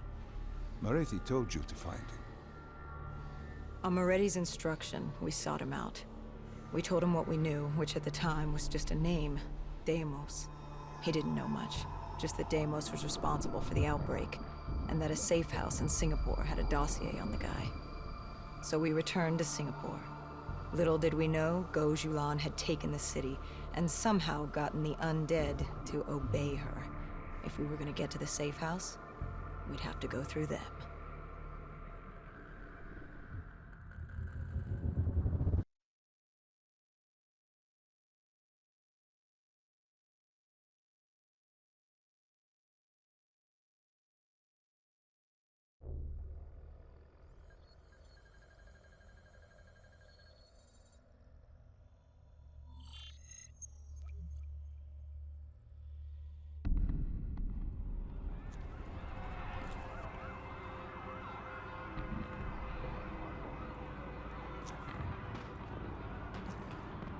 The vultures, sadistic scavengers, ravaged by atrocity and time, driven by fear and insanity. We saw their victims strung up on display the moment we arrived. When forced against the wall, the impurities of man can be revealed. It was more than that. This was survivalism. When only 1% of the world's population is human, you either died and became the undead, or you survived by preying on the living.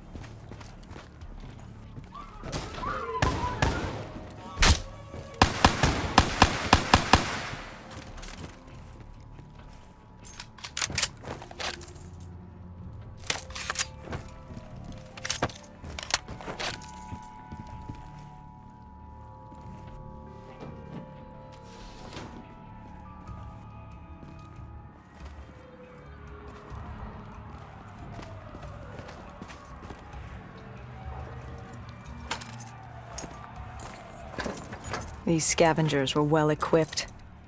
I suppose that's what you get when you prey on your fellow man. We made quick work of them.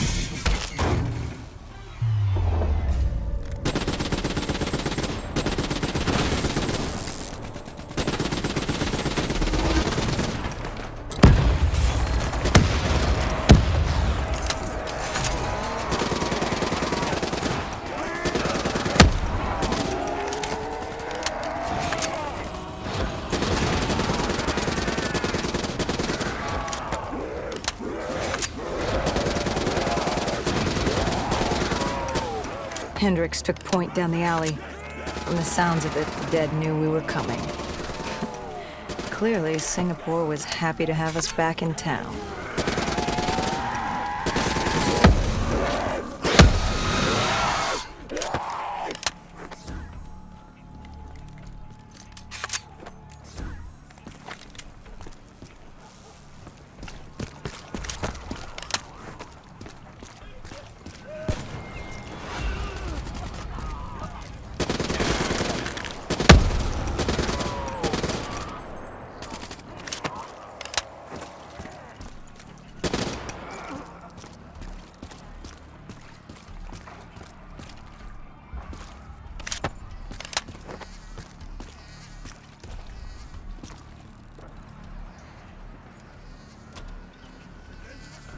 Overwatch confirmed the vultures were converging on the safe house.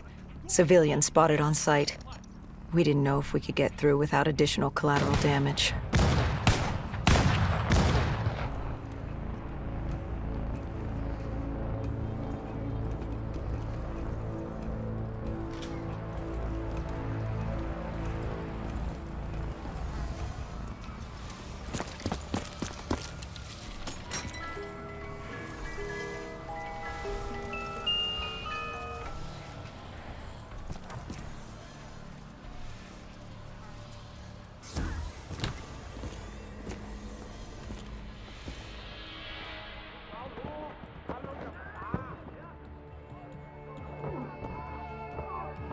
It's curious, the vulture's behavior.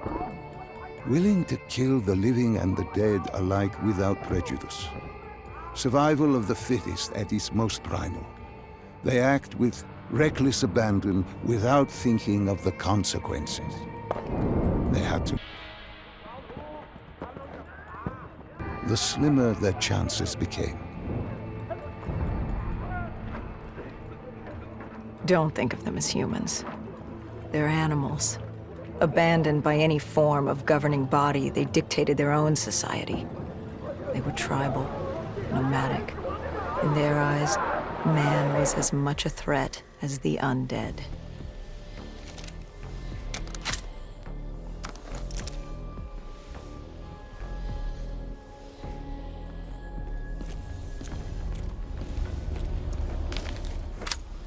The scavengers began realizing they weren't the only humans in the area.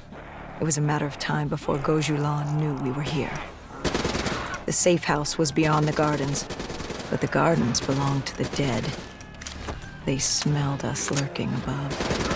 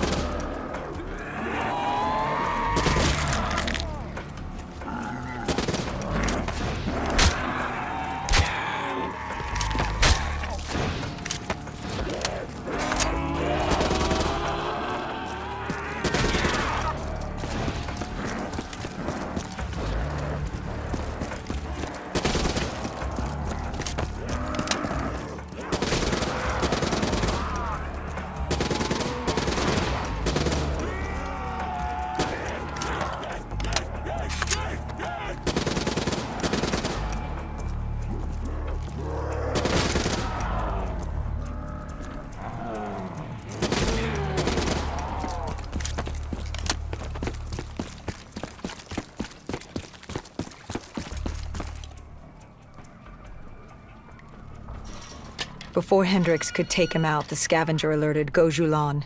She knew we were here. Reinforcements were moving on a checkpoint nearby, along with more dead.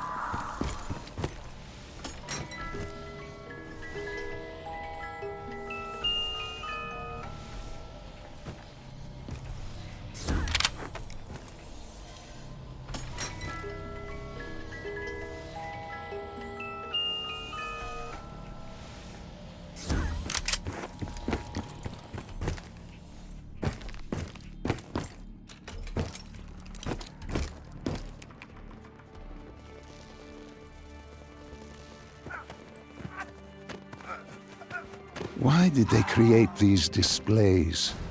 What was the purpose? They weren't just displays. They were art. A way to show off their work, lure their enemies with the dead bodies of friends. Vultures are territorial. They fought among themselves, sociopaths at war with everyone and everything. Undead or fellow human.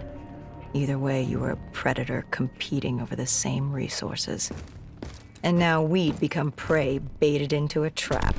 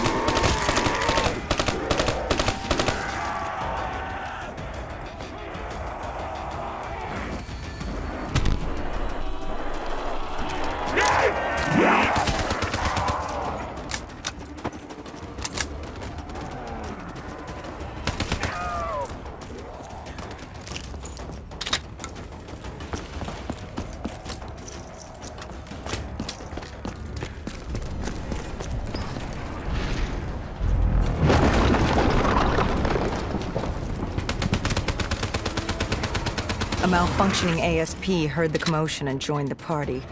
I needed to find a rocket launcher.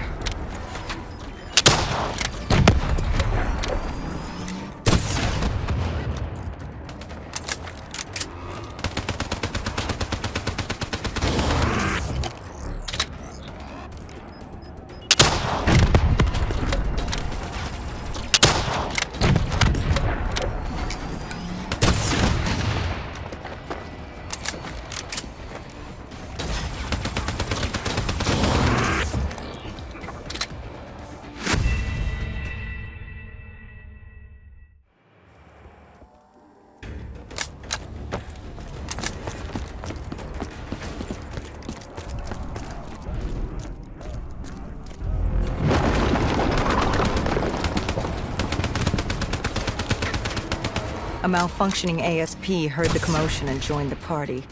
I needed to find a rocket launcher.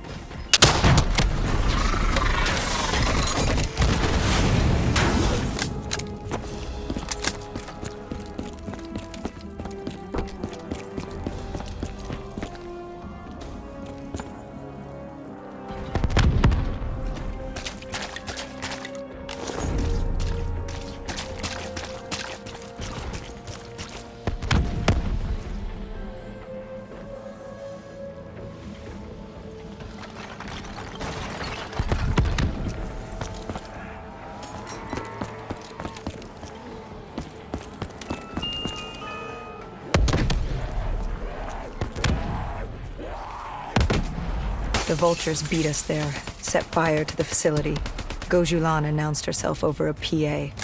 She was inside, and she had a special guest waiting for us.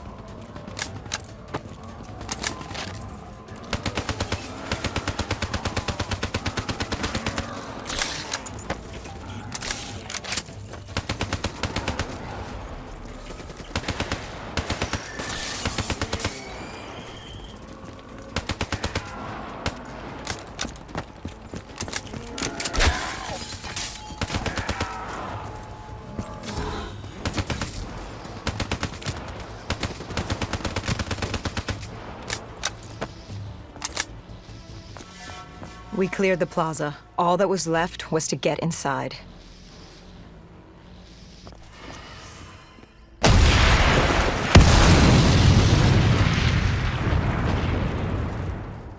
The blast knocked us back. We heard the building creaking. It could collapse at any moment. Hendricks thought we should stand down. It wasn't worth it. You push back. We needed that dossier. At this point, it was our only lead to Deimos. I told Hendricks to call in exfil. I'd take the safe house. Bishop had told us the document was hidden in the panic room within the facility.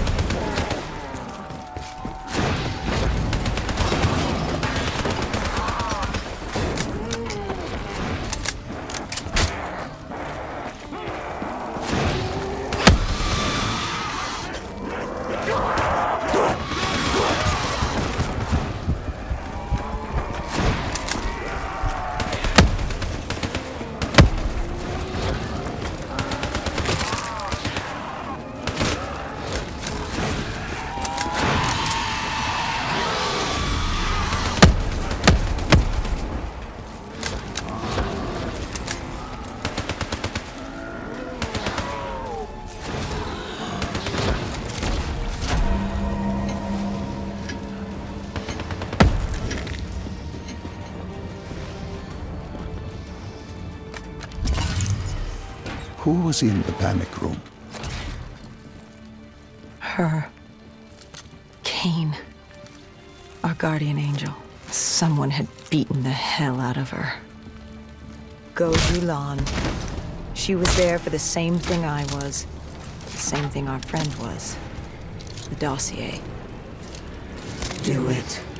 Kill her. Kill his host. Prove yourself worthy. Did you kill her? I struggled. Panicked. I acted in the heat of the moment. And the file on Deimos? Most likely it was reduced to Kindle. Gone.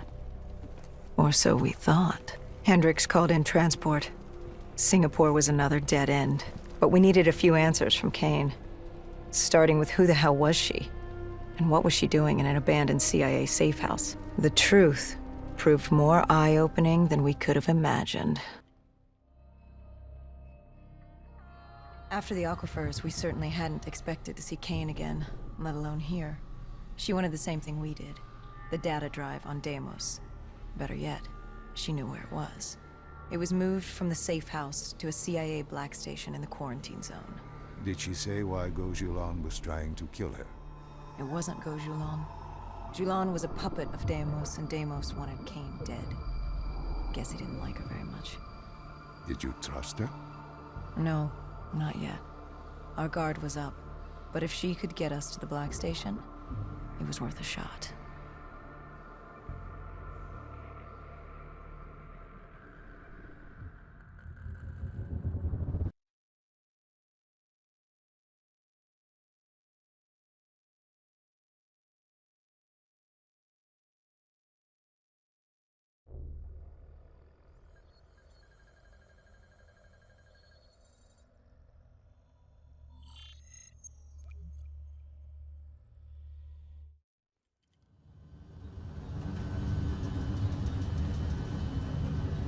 The Singapore quarantine zone. We never thought we'd be back here. Bad memories? You know damn well it certainly wasn't good ones, Doc.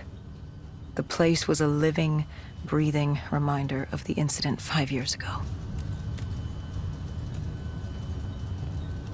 We'd be in and out quick. We weren't staying any longer than we had to.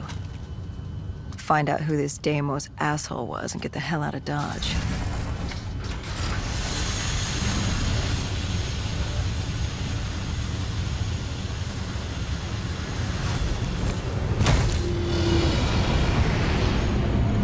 Kane said the data drive on Deimos was encrypted and separated into 2 pieces. We needed both to access the drive. Like a lock and key. The lock, I assume, was at the black station. Where was the key? The key. That was down by the docks. Undead Central. Heavy hostiles. We brought a DNI-equipped micro-missile launcher. Couldn't be too careful. That, and Command had prepped a drone strike to wipe out most of the dock.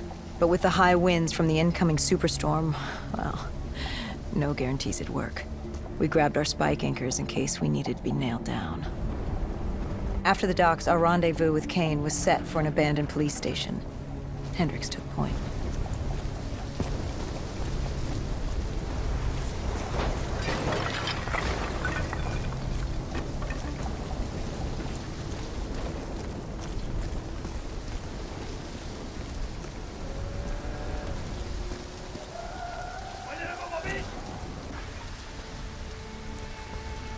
More vultures. Preying on the weak.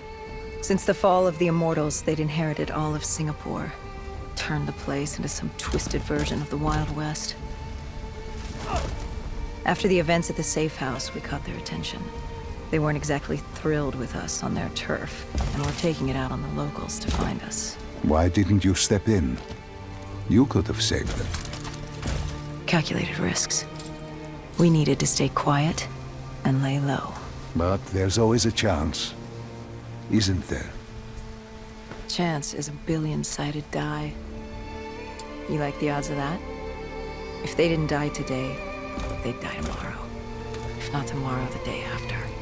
One way or another, death was coming for all of us. Nobody was getting out alive. If we tried to save them, it could be our necks in those collars. We weren't there to save 2 people.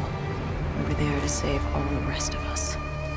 We needed to get to the Black Station, raising as little alarm as possible. The last thing we needed were the dead and vultures after our throats. Turns out the odds were already stacked against us.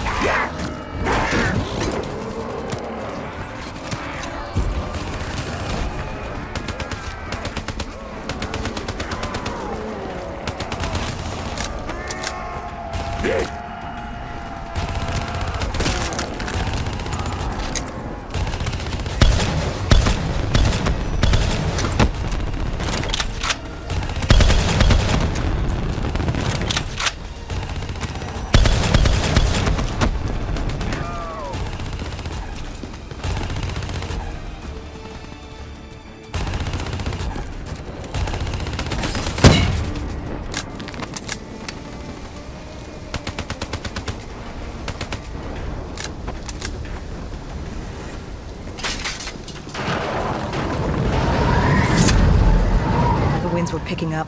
The superstorm could hit at any moment. Good thing we grabbed those spike anchors. We were gonna need them.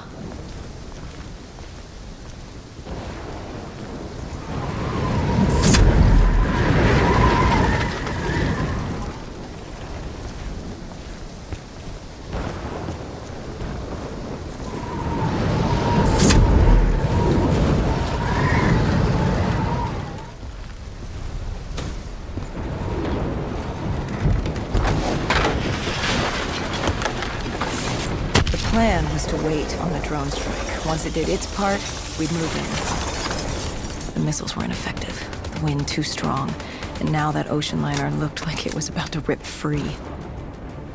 That thing would pulverize the dock, taking the data drive with it. Hendricks said fuck it. We were built to kill the dead. No reason to switch it up now.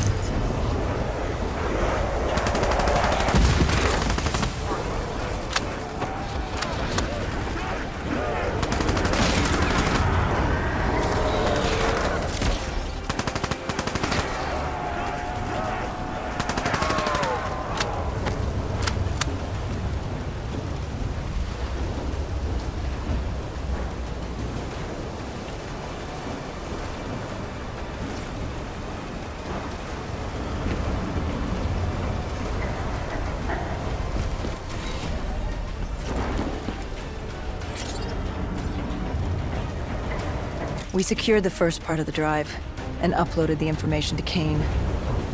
Hendricks moved to sweep the wheelhouse. The howling wind told us we had to hit it fast and quick.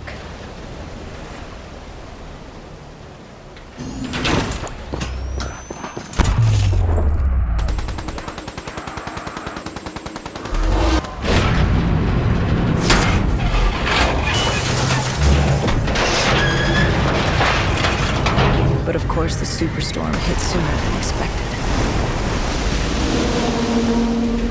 The barge ripped free and barreled towards us. Quick.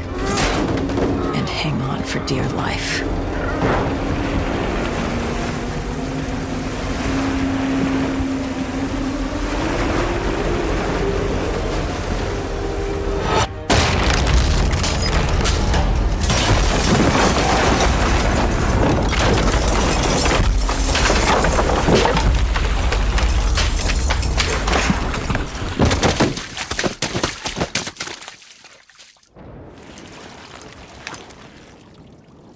We'd been set to rendezvous at an abandoned police station, but we were off route.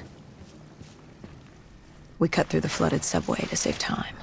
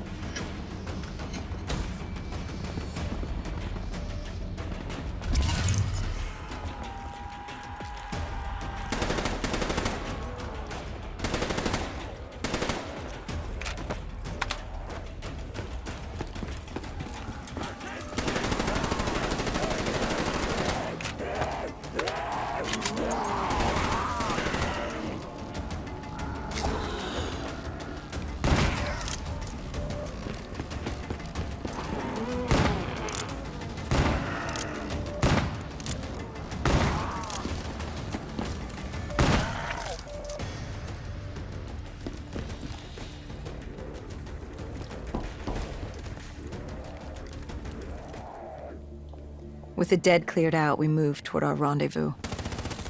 Turns out we weren't the only living things in there. A vulture got the drop on us, determined to reduce us to scrap metal.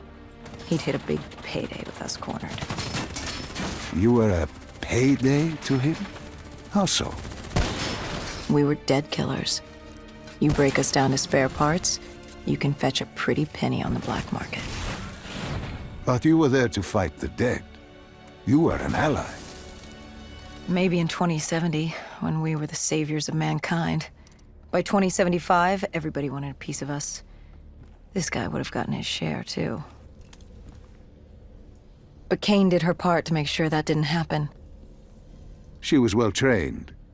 Was she CIA? Winslow Accord? She was just someone who was always in the right place at the right time. Before we could move on the Black Station, we had other problems. What had gone wrong? We hadn't taken the scavengers into account. They'd figured out they had dead killers in their midst. Kane told us they had a comms relay ahead. If we scrambled them, it could lead the vultures away from the Black Station, at least long enough for us to get what we needed. So much for maintaining a low profile, I suppose.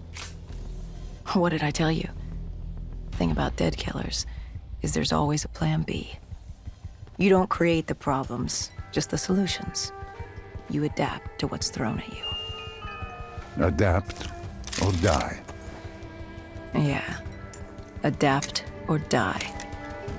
We plan to regroup with Kane outside of Chinatown.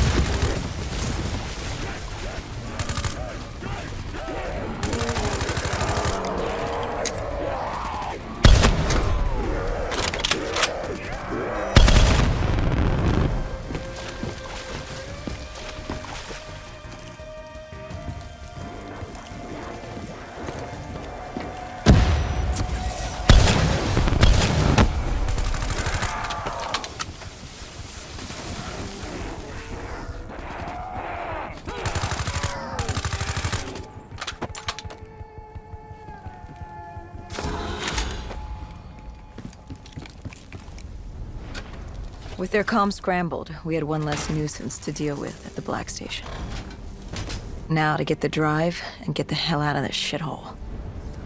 You couldn't take being here, could you? You felt haunted coming back to this city. The feeling had latched onto me at the safe house. Like I was being watched. Something had their eyes on me. Something? Not someone? And I just felt something pulling me, guiding me. I couldn't shake it. Our rendezvous with Kane was just ahead.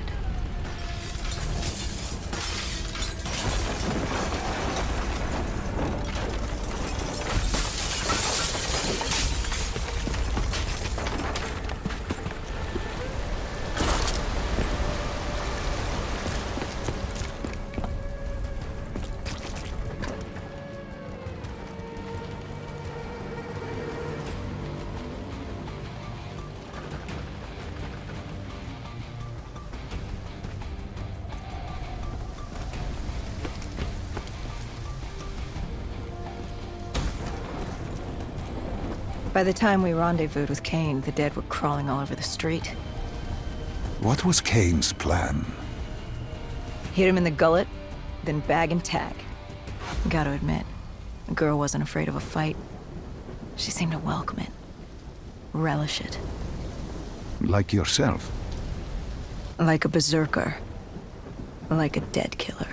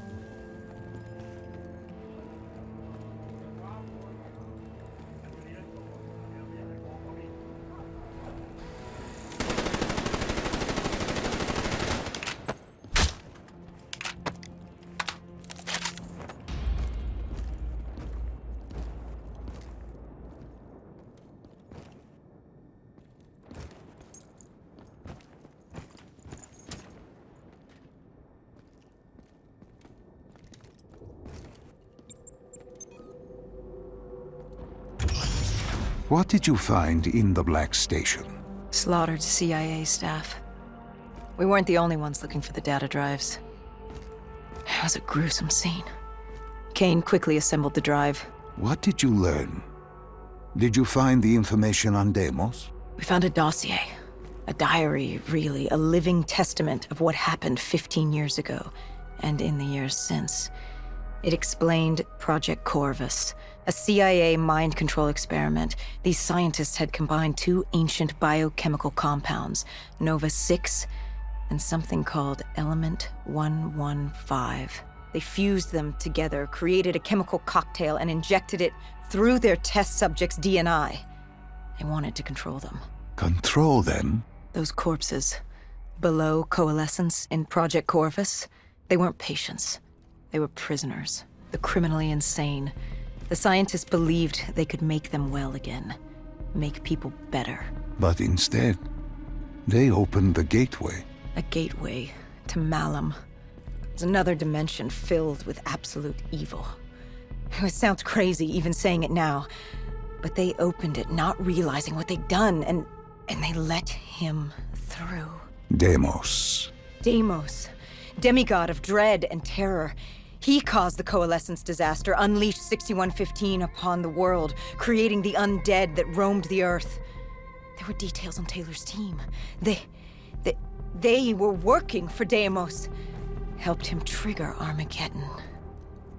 There was also other information on his sister, Dolos, demigoddess of trickery and deception. Deimos, he didn't like her very much. And the researcher? Did he have a name? Who wrote this document? Yes, it was... Wait. Holy shit.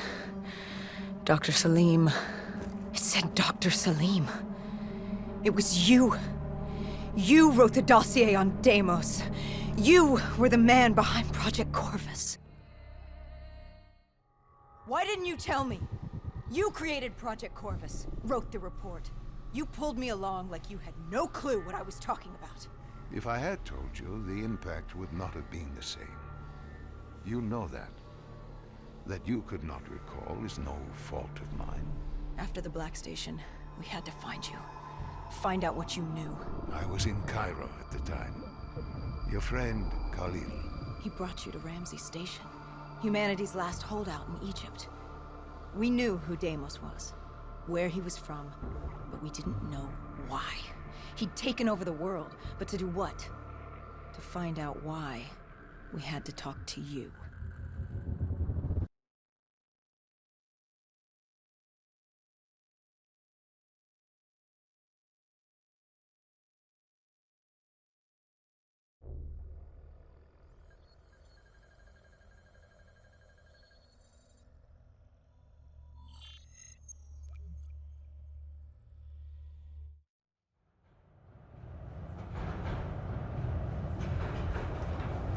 The pieces were coming together.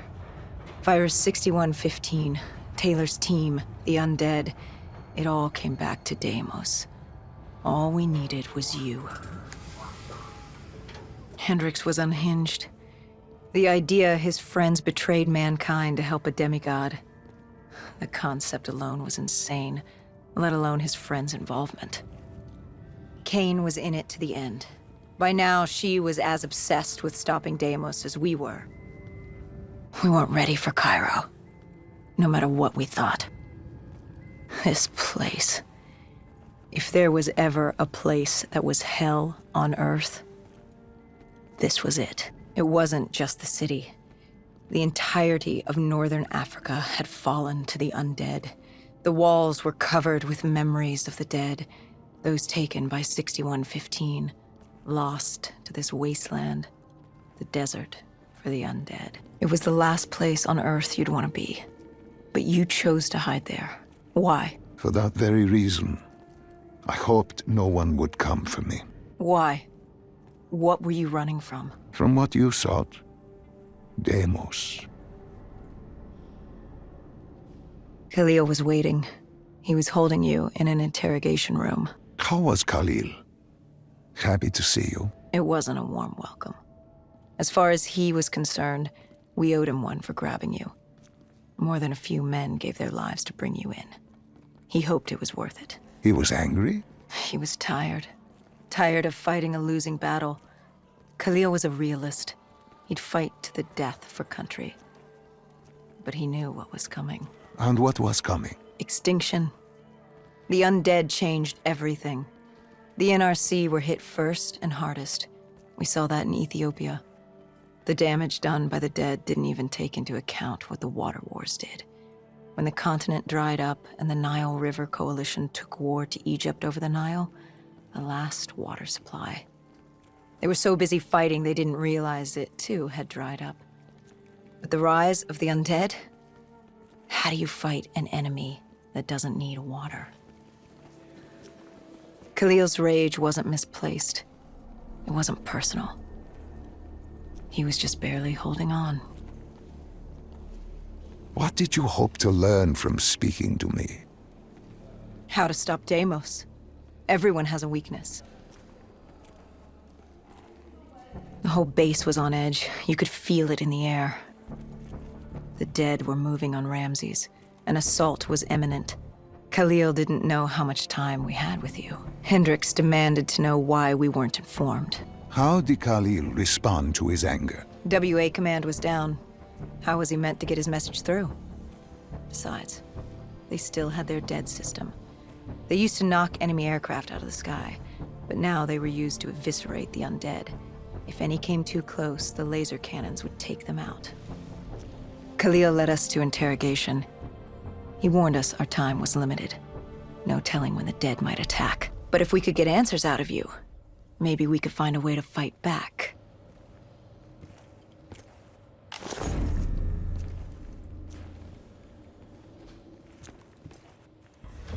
You certainly weren't too happy to see us. You say it like I had a choice in the matter. With no time, we needed you to be willing to talk. The truth serum would make you relax, more willing to divulge. Hendricks told us to take a walk. He asked about Taylor and Deimos. He wanted you to connect the dots. And I told him Deimos controlled them. Your friend Bishop was correct. There was a brain manipulating the undead. It was Deimos. Deimos realized he could access a person's DNA. He could possess them, inhabit them, consume them. He didn't need to turn them. Like puppets on strings. The undead are mindless creatures, but Taylor's team, Gojulan, anyone with DNA, they could be hosts. They were slaves to do his bidding. Hendricks wanted to know why. We both did. For many years I had studied Deimos and his dimension Malum, a place of unspeakable evil.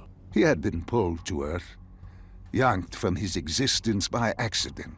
Trapped here, he saw opportunity to enslave humanity and use them to wage an unholy war against Dolos. The demigoddess. His sister. That was it? We were just a chess piece? Our entire existence was just... A pawn in a much larger game in a universe far bigger than you realize. Humanity is an anthill. Deimos and Dolos are two children fighting over the magnifying glass. But Hendricks was desperate. He wanted to know how to kill Deimos. You told him he couldn't. How does one kill a god? You can't. The only way to defeat him, the only way to sever his control over the undead, for Bishop Surum to work and save humanity, was to send him back to Malum. And to do that, we needed to open the gateway. As we are doing now by walking through your memories.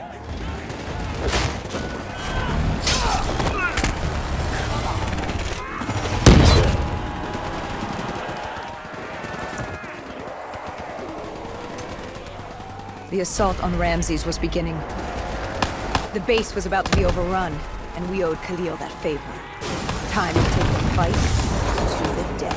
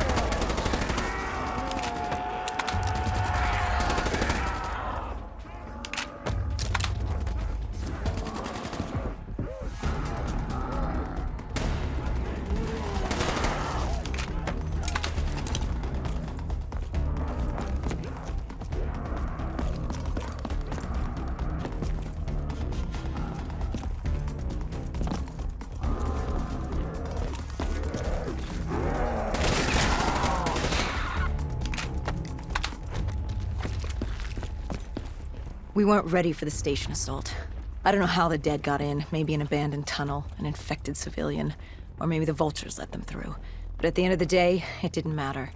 Egyptian army came over comms. They'd never seen a horde this size move on the station.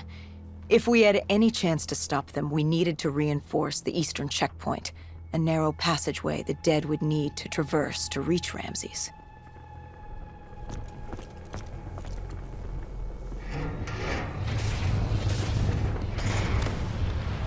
Cairo.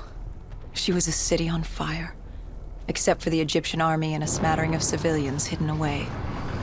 She'd fallen to the dead. Khalil didn't say it, but I could hear it in his voice. He knew this was the last stand. If they lost this battle, they'd lose the city.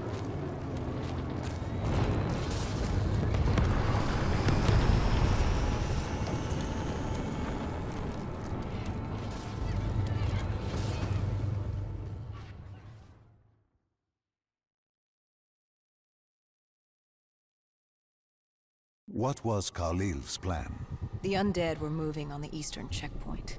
A clear shot at Ramsey Station. The Egyptian army had rigged explosives below the street, but there were a few support columns we would need to take out first. We had the spike launcher for that. You talked of his desperation, his total acknowledgement of futility. Yet here he was, staying and fighting. What else was he going to do? If it wasn't today, it was tomorrow, or the day after that. We lost the war. The moment Diaz opened the quarantine zones, the moment Deimos entered our dimension, one way or another, death was coming for us all. But while we still could, we would fight. And right now, we had a checkpoint to defend.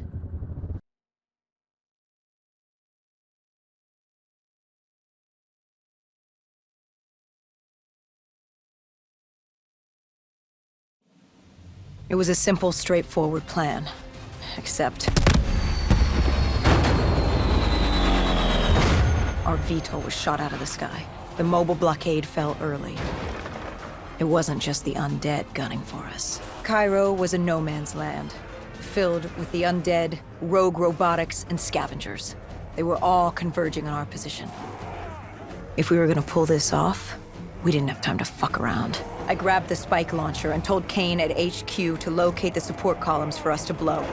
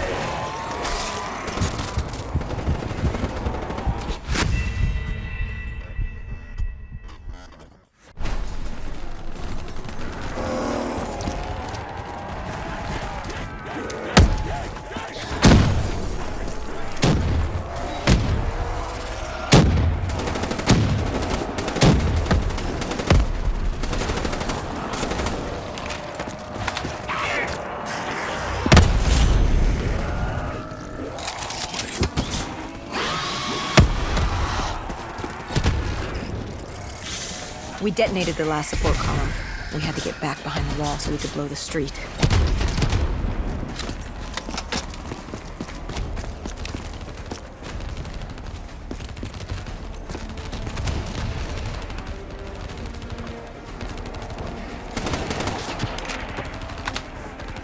Our triggerman got hit. I had to get up there and detonate.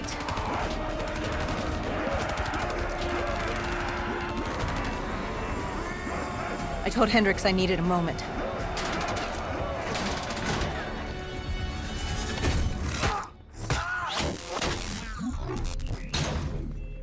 Good thing Hendricks still had our back.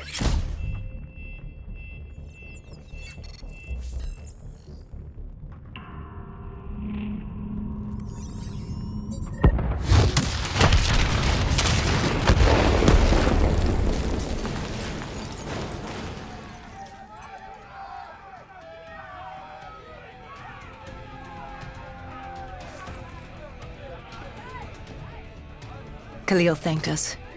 He thought they still had a chance. They had no idea what was about to happen.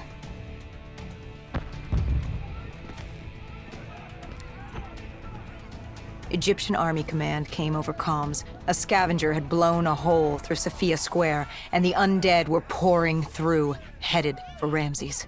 I told Khalil we'd take care of the square.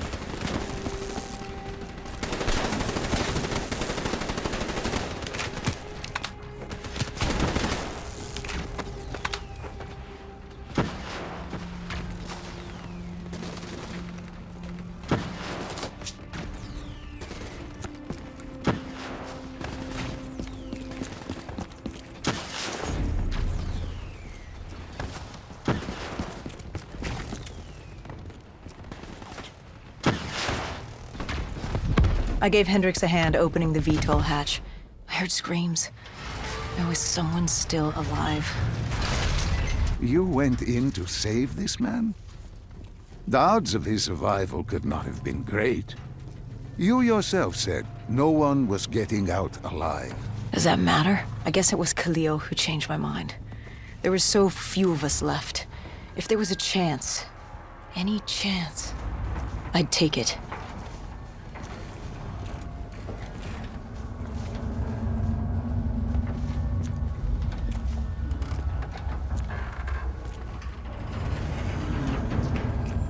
Strange. Even with all odds stacked against you, you tried to help this man. He clung to life without hope, and still you tried to save him. Turns out it didn't matter.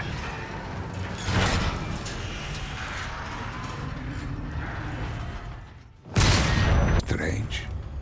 Even with all odds stacked against you, you tried to help this man. He clung to life without hope, and still you tried to save him.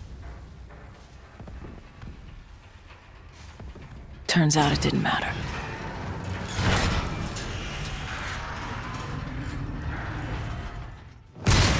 Strange. Even with all odds stacked against you, you tried to help this man. He clung to life without hope, and still you tried to save him. Turns out it didn't matter.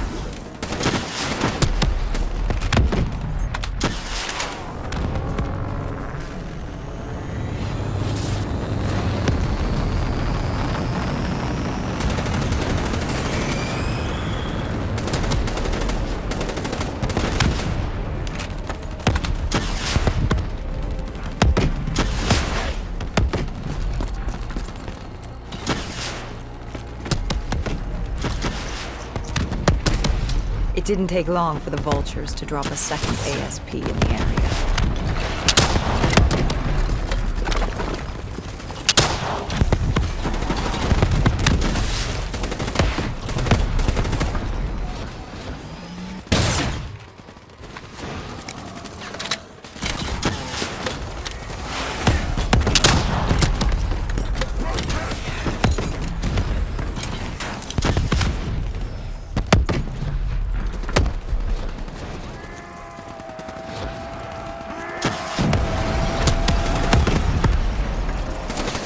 It was only a matter of time before a malfunctioning ASP arrived, ready to take out everyone and everything.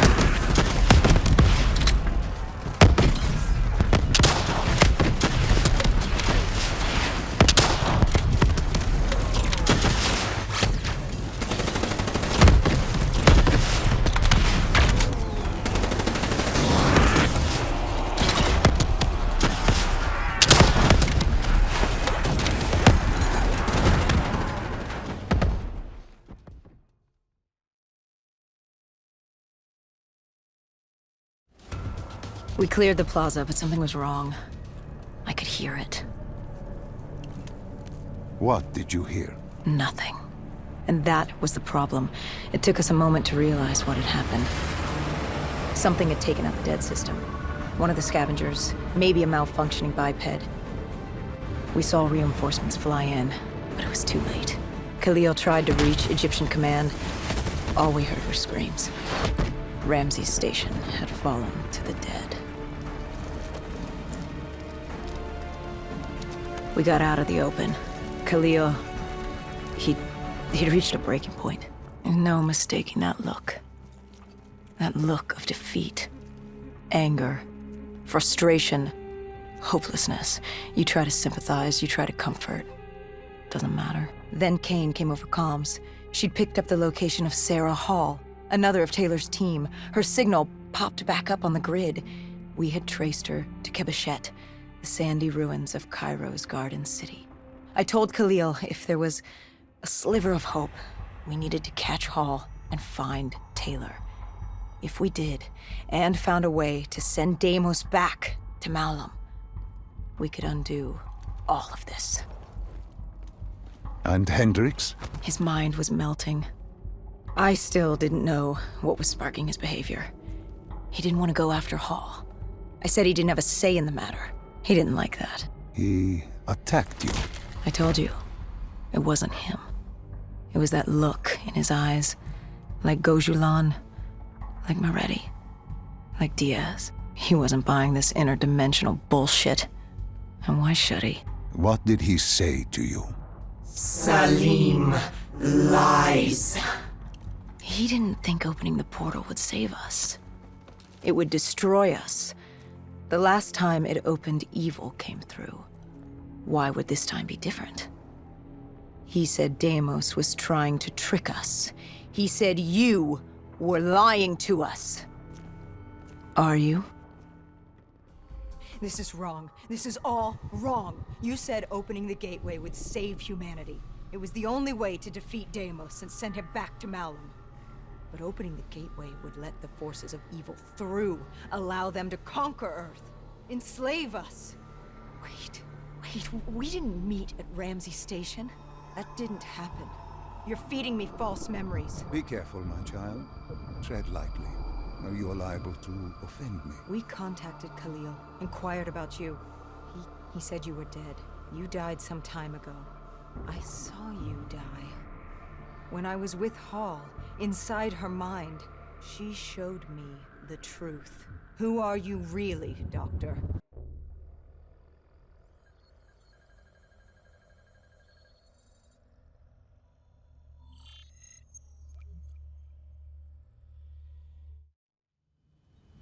Deimos was going to open the gateway. He needed the demons of Malum to enslave Earth for the battle against Dolos. We didn't know what he had planned, but we had Sarah Hall, her signal tracing to Kebeshet. You didn't think it odd that her signal appeared? After years of absence. There wasn't time to think about it. But if we got her, we could find Taylor and decipher Deimos' plan. We had no idea we were being baited for a trap.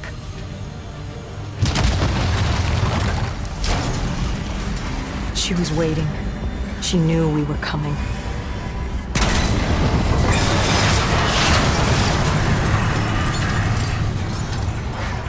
Deimos was using Taylor to open the gateway. If we were gonna find him, we needed to take Hall down and interface with her.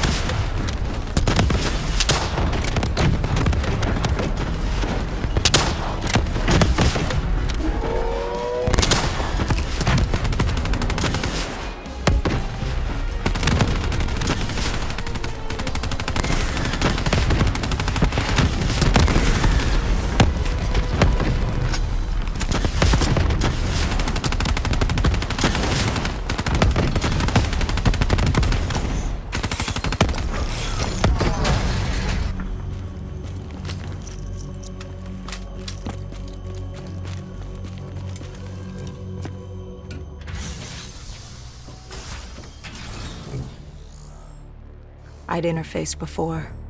I knew how it worked. It's a memory retrieval, an info dump, a lethal procedure. But this was different. She begged me to do it. Interfacing with someone is opening a portal to their mind, their darkest thoughts and desires. But this was her deep subconscious. This wasn't supposed to happen. Because the deep subconscious is more than that. It is the gateway, the portal, to Malum. The subconscious hides your fears, your doubts. It's the most primal version of you. It's what you run from. And by running, you persevere in life. But what if you embrace the subconscious? How do you think I open the gateway? But you said to open the gateway, I had to relive my memories. No. I told you to take me to the start of your journey. The journey into the depths of your fears. You chose to relive your memories. So tell me, what do you fear?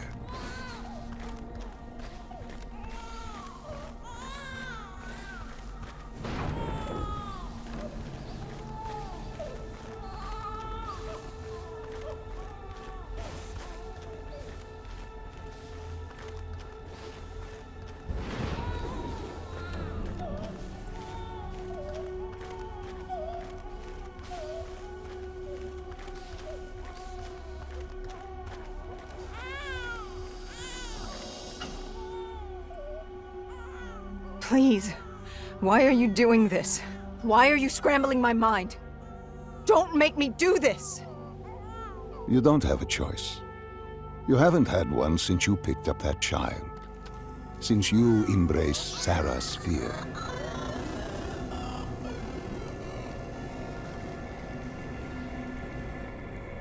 Lead me to the depths. What did Sarah want you to see? Project Corvus, 2060. The day of the Coalescence disaster. Sarah could feel Deimos coursing through her veins, her mind, the fabrics of her soul. He knew everything about her, and she knew everything about him. She learned the disaster wasn't an accident. But that means... Well, I did what had to be done. This Cold War, the Winslow Accord, and Common Defense Pact had split the world in two. I saw humanity destroy itself. But in the lab, I saw truth. I saw peace. I saw Malum. A way to unite the world against an enemy greater than themselves. I saw Deimos. You did this? You opened the gateway. You brought Deimos here. I brought mankind's savior here. After many years, I realized opening the portal wasn't enough. With Deimos trapped in the server room, man had not yielded as I had hoped. I had to incentivize progress. You created the disturbance that sent Taylor's team there? His undead servants could only do so much. Humans with D&I, Deimos could use them to walk the earth.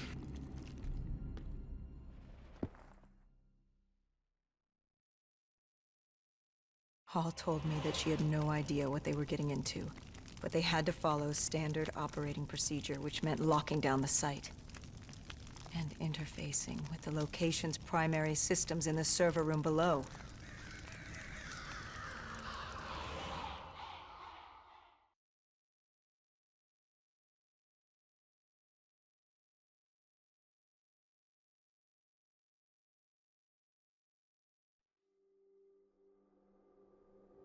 We were built to be invincible. Our D&I let us interface with systems in dangerous environments and upload information. We created the very opportunity for Deimos to leave the server room. He was a prisoner, with no way to expand humanity's horizon. We were vehicles for his transportation. That makes it sound so cold. This is for the good of humanity.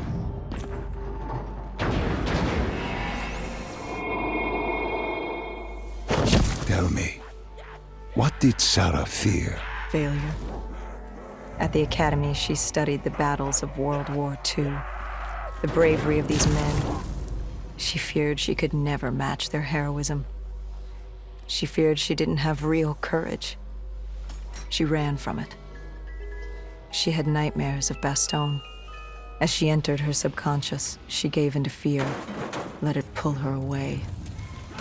I followed her. Deep within her mind, there had to be a way to save her.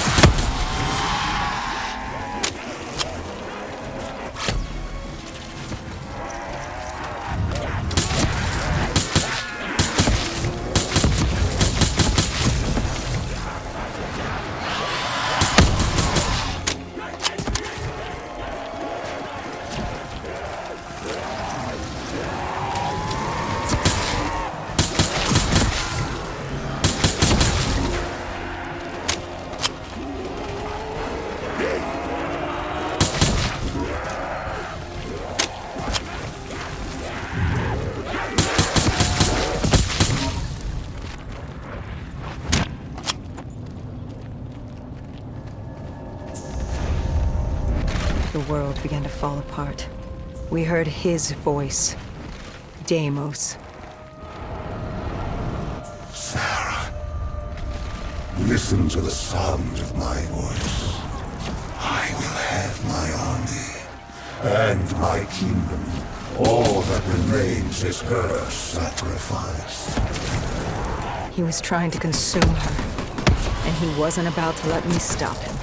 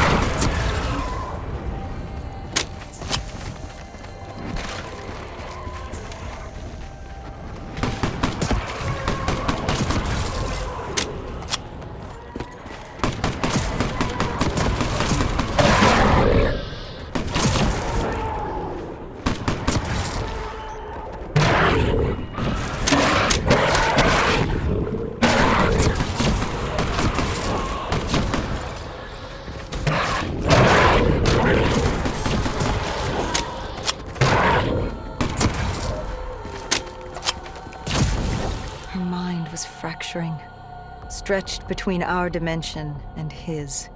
She warned me to turn back, to let Deimos take her. I told her I'd stay with her. I'd see it to the end. I asked her what happened after coalescence.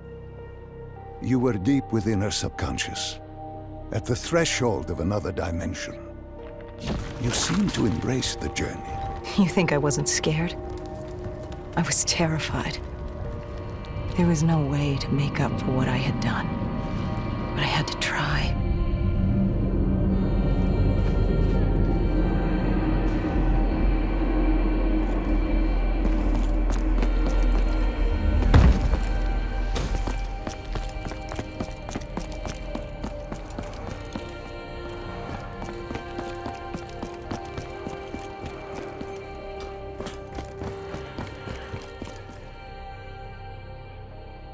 From the moment she was possessed, Hall became a passenger in her own body, a witness unable to intervene as Deimos began using her for his purpose. He wanted them to go to the Black Station. He wanted to find you, to meet the man who'd given him his freedom.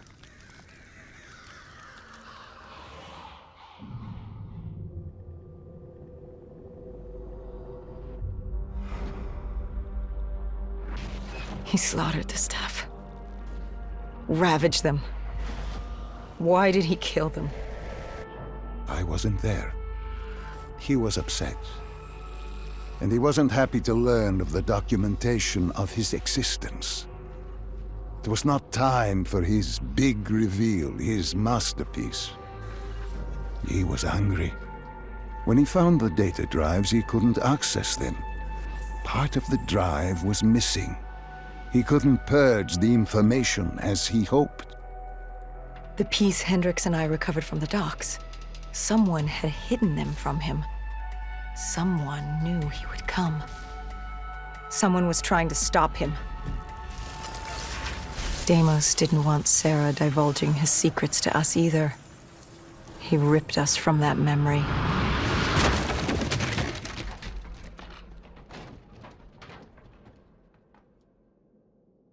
We were in Foy. I didn't just see fear in Sarah's eyes anymore. I saw admiration. The longer I stayed, the stronger she became. The more she actually believed she had a chance. She told me to follow her. There was something she wanted me to see. Something she wanted to tell me.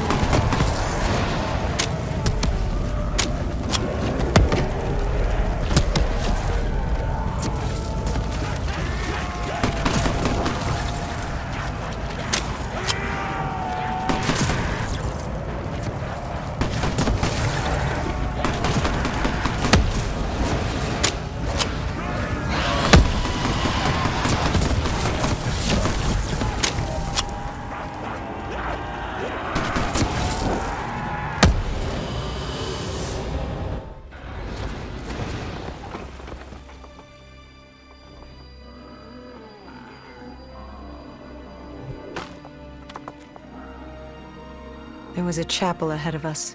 Hall told me to follow her there. But to get to Hall, we had to get through the Tiger tank first.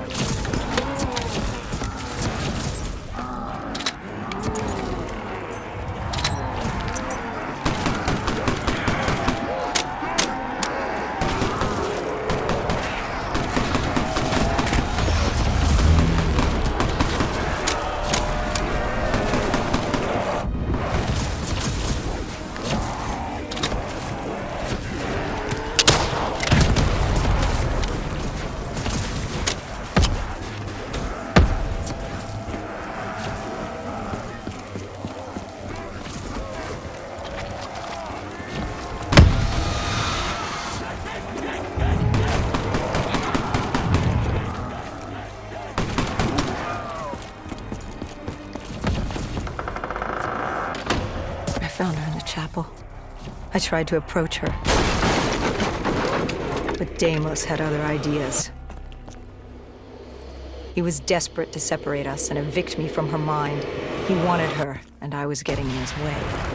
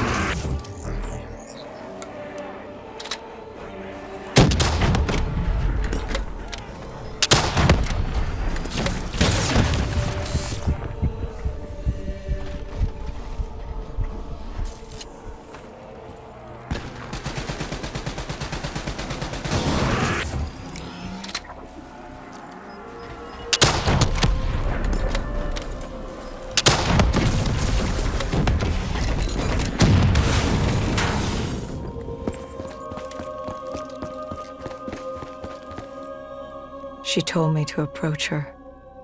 She wanted me to understand. Sarah couldn't understand. She only saw how it ended. Humans are obsessed with beginnings and ends. The journeys between, they become filler. Life becomes filler. She tried to fight the voice in her head that had given her the ultimate gift. The ultimate gift? Deimos was controlling her. Relinquishing control is the ultimate gift. Free of choice, free of pressure, free of consequence. Her actions dictated for her with greater purpose. You're insane. No. Humanity is insane. You asked her to help you find Taylor. Where did she take you next?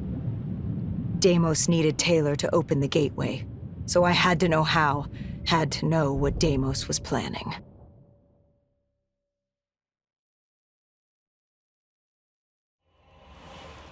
The aquifers. Sarah told me this was their fortress in the sand, their FOB for years. Deimos couldn't access the intelligence at the Singapore Black Station. He couldn't locate you, so they hid here, waiting for their moment. She took me there.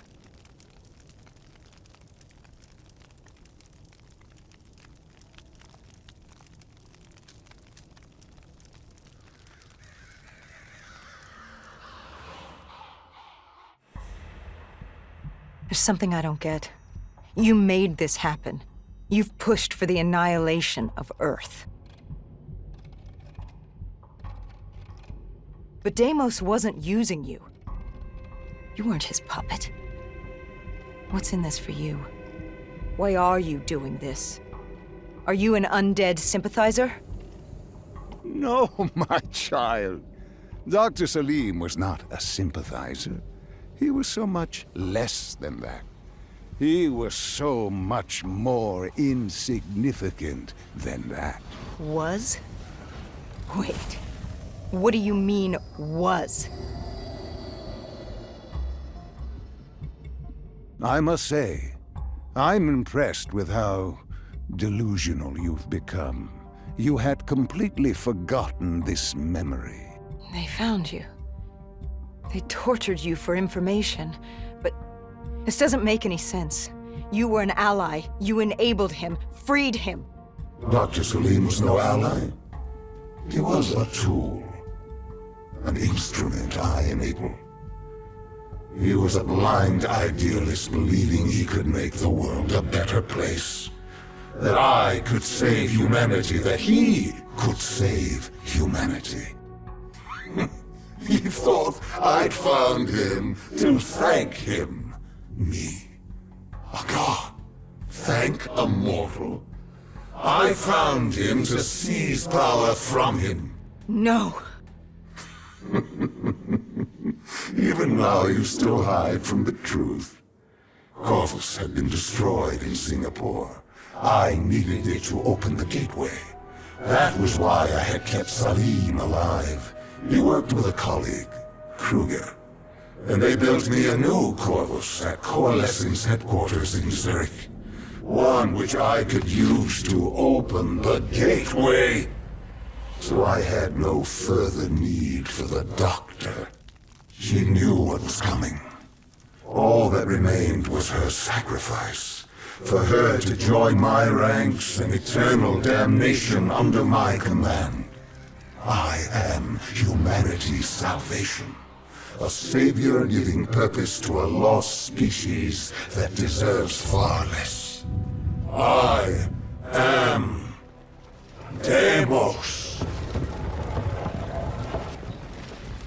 The tree. I've seen it before. The entrance to Malum. Tell me, what do you fear? You don't fear the undead. You've thrown yourself against insurmountable odds as if you had a death wish. As if you were trying to escape. Is it failure? Is it life? No. You fear your mistakes, your past, Your greatest fear is the memory that haunts you. You awaited her sacrifice. She wanted me to stop you. She wanted me to end it. To deny you her offering.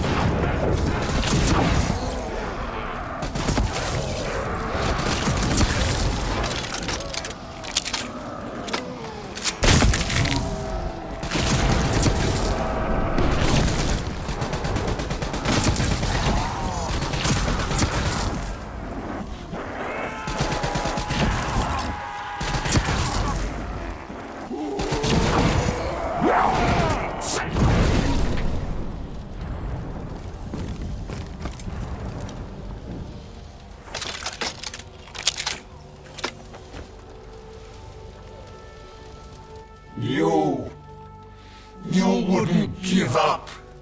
You wouldn't let me have her. If she offered herself, she'd give you what you wanted. The only way to deny you was to kill her. You denied me my prize. It was time to send you back to your world. You must know how this ends. This ends with your sacrifice. But now I had you. I passed from Hall's mind to your own. Slowly, I would work my way through you. Sarah may have told you who I was and what I was planning, but none of that mattered because now I had you. But you were strange. I tried to seize control, but something pushed back, something fought me. They located Taylor. He was being held at Lotus Towers, run by a man named Hakim, an undead sympathizer who would get you out of Cairo. I told Kane we had to hurry. We had to hurry if we were going to stop you. But there was something we needed to know. The data drives, how did Kane know they were split up? Was she the one who separated the drives? Why? She said there was much we didn't know, but we would in time. We had to trust her. We had to get to Lotus Towers. You know how this ends. You're like the rest of them. Diaz, Moretti, Hall, Taylor. I flow through your veins, slowly grasping control. But you're stronger than I anticipated. Your resistance is greater. But this only makes you all the better for my needs. Lotus Towers. What happened there? You think I'll help you? After all this? What real choice do you have in the matter? You're the pawn in my game. I'm not about to hand over humanity, but I'll humor you. Fine. Let's talk about Lotus Towers.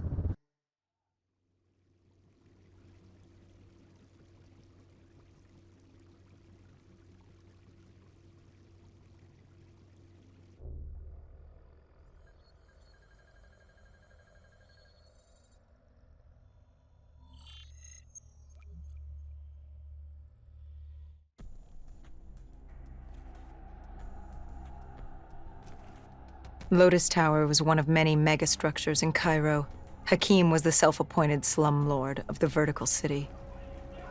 That fucker was a maniac, an undead sympathizer providing Taylor with safe passage from Cairo to Zurich. Khalil and the Egyptian army joined us for the assault. If we got Taylor, we thought we had a chance. We took out Hakim's men. To get to Taylor, we first had to kill the slumlord, then take the security station on the 25th floor. From there, we could locate Taylor and shut down the dead systems Hakim installed, allowing the rest of the Egyptian army to join the fight. So there we were, humanity's last hope. If we failed, we were fucked.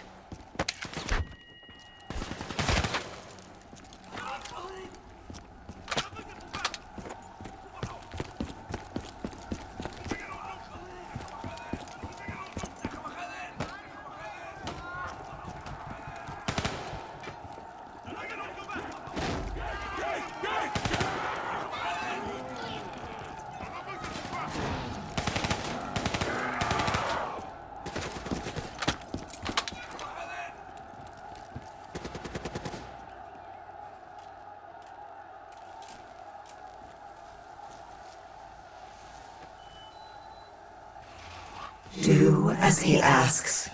Give Deimos what he wants. Trust me. It's all going to be okay. Remember the truth.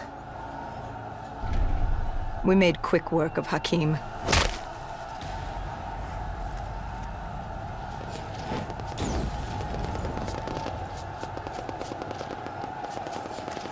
Khalil spoke to the people. This was their time.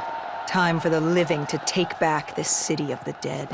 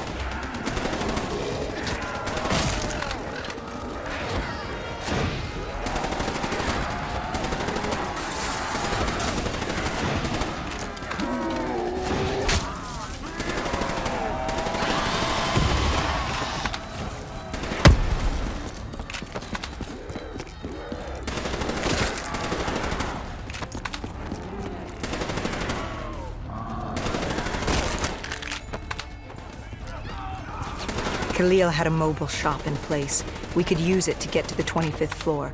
But first, we had to battle our way around the atrium.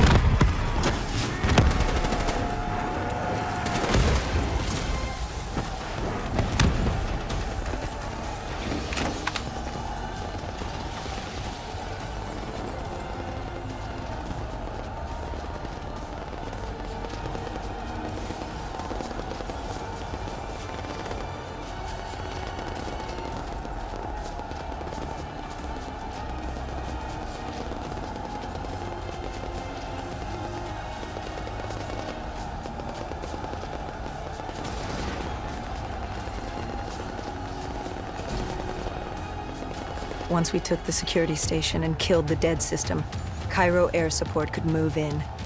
Maybe we'd have a chance. Or at least give the people a chance.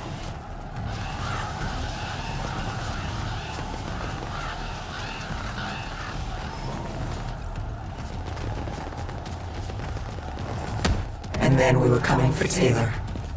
We were coming for you.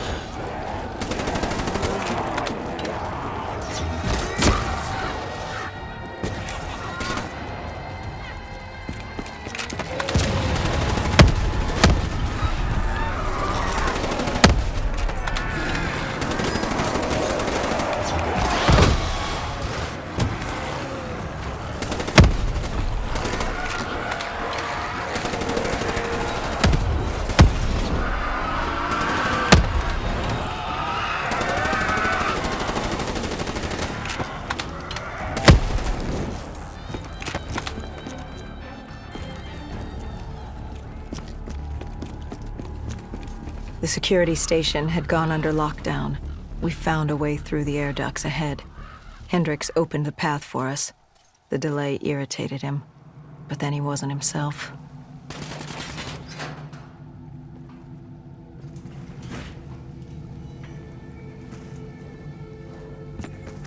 I wonder, how did you not know what happened to him? Did you just not see it? Were you so blinded by blissful ignorance?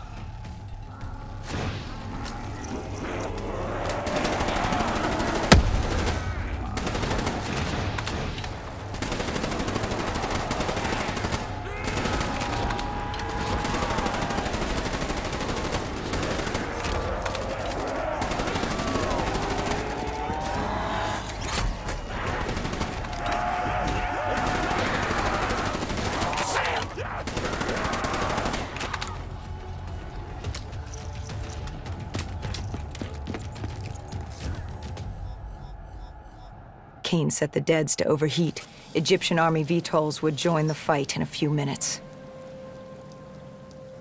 And John Taylor? He was in a detention center on the 90th floor, just waiting. He could have left at any moment, but... I was waiting for you. Fuck you.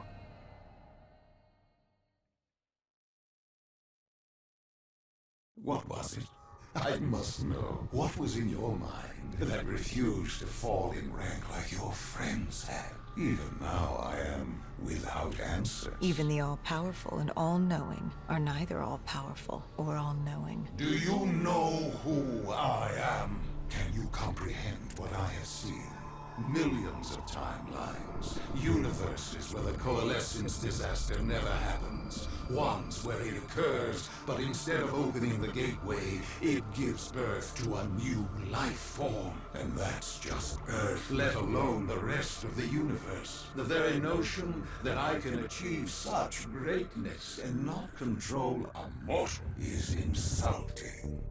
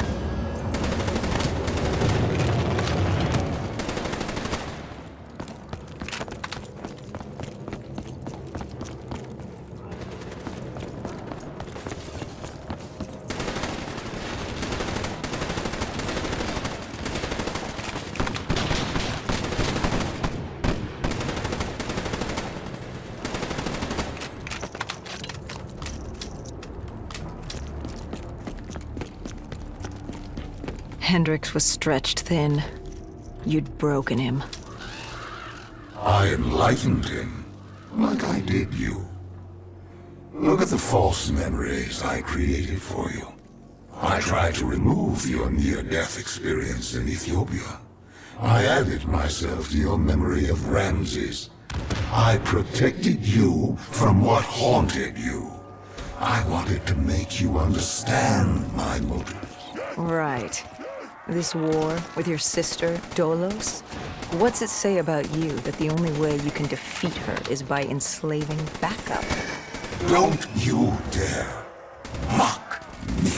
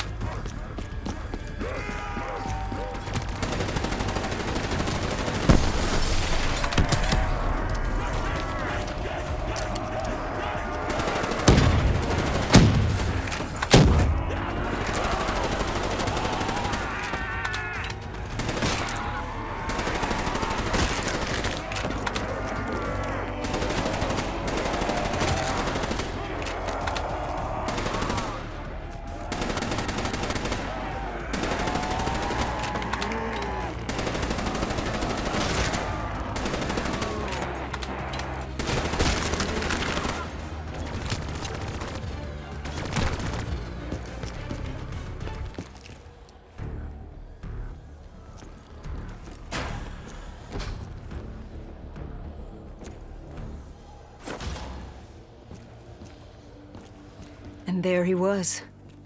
John Taylor. The last 5 years, boiling down to a single moment. And you hesitated. You could have killed him right there, and you hesitated. After all these years, running from failure, and you couldn't pull the trigger. You had what you wanted right in front of you, yet you stopped. What was it? Why stop now when you were so close? Was it compassion? Regret? No. It was Hendricks. He tried to talk Taylor down, get him to change his mind. And for a moment, I saw the light return to Hendricks' eyes. I saw him. This is one of my last memories with Hendricks before what happened. And watching Taylor walk away as Hendricks pleaded, I saw the inevitability. We weren't going to win this war. But as always, you pressed on. This was the world we made. What else were we going to do?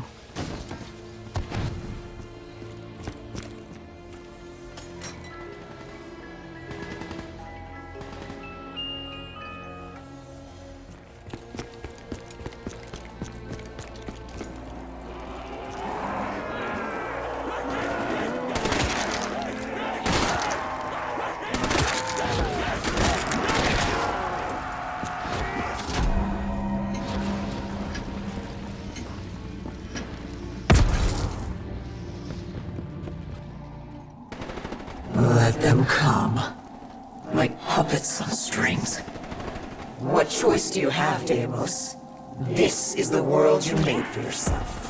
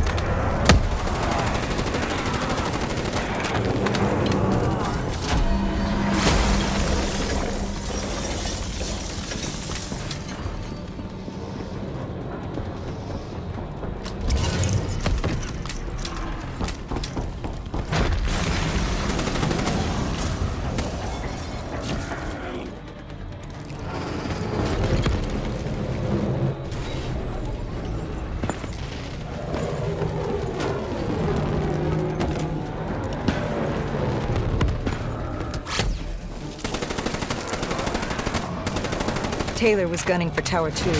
The NRC built an airfield on the roof. It was his way out of Cairo. moved in to offer support as we moved across the sky bridge.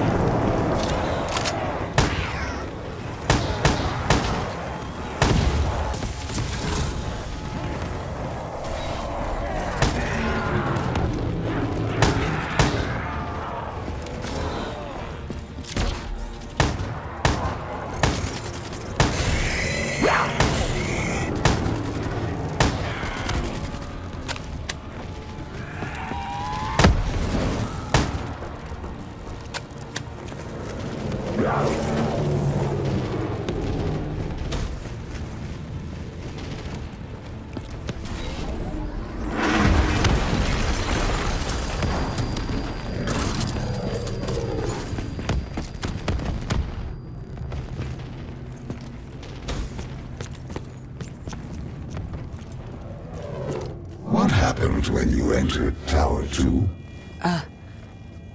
Another malfunction. My DNI. Listen to me. Listen to the sound of my voice. I need you to trust me. Let him win. The only way to defeat Deimos is to let him win. You are more powerful than he can imagine. You can still save them. You can still save everyone.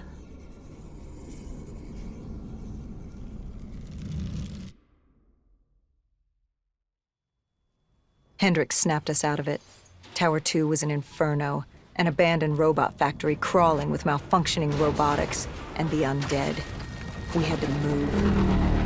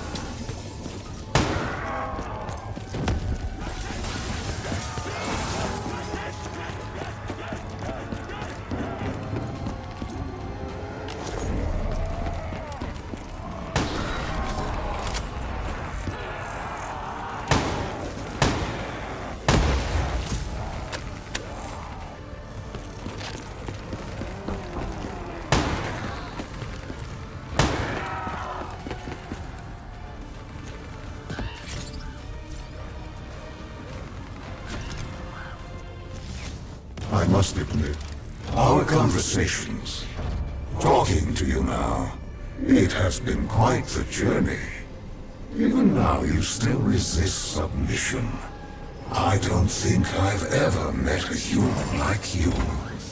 You certainly are unique.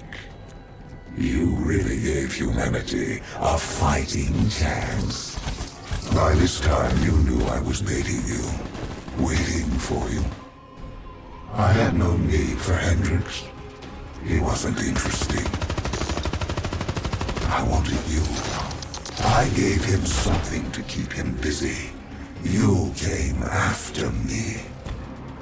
What's it like? Looking at him for one last time. One moment he's with you. The next. We know what happens next. I was leaving Cairo. It was time to move on. But still I lingered. Right then you had my full attention. Your resistance, your unwillingness to yield hope. I wanted to see what you were made of.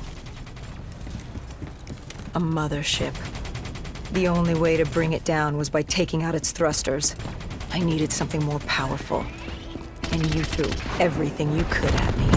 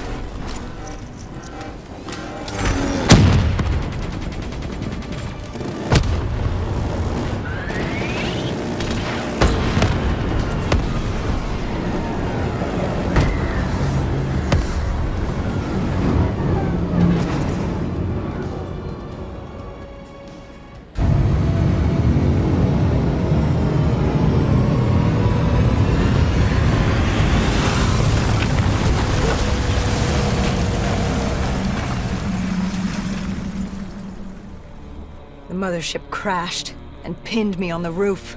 I was stuck. Trapped. I called out, but there was no one there. I'd gotten over my curiosity, and now you were just a nuisance. I no longer needed my distraction. It was time to rid the world of you. And Taylor was just the vehicle to carry out my plan. You raised your hand. Tried to stop him, tried to reason with him. But something happened. A change. He changed. What was it he said? He told me he had to get you out of his head. He'd ripped out his DNI, the very method by which you controlled us. What did he say to you? He asked me about Kane. Somehow he knew who she was. He told me to trust her. I don't know how he knew. And then my puppet made his entrance. Hendrix. He was infected. Like Taylor. Like me. It happened at Coalescence, Singapore 5 years ago. When he interfaced with Diaz. I should have seen it. I should have known. You'd been possessing him since the beginning. You humans, so focused on your beginnings and endings. It's no wonder you destroyed yourselves. So I gave you your ending. I left you there to die. Hendrix would be my vehicle of annihilation.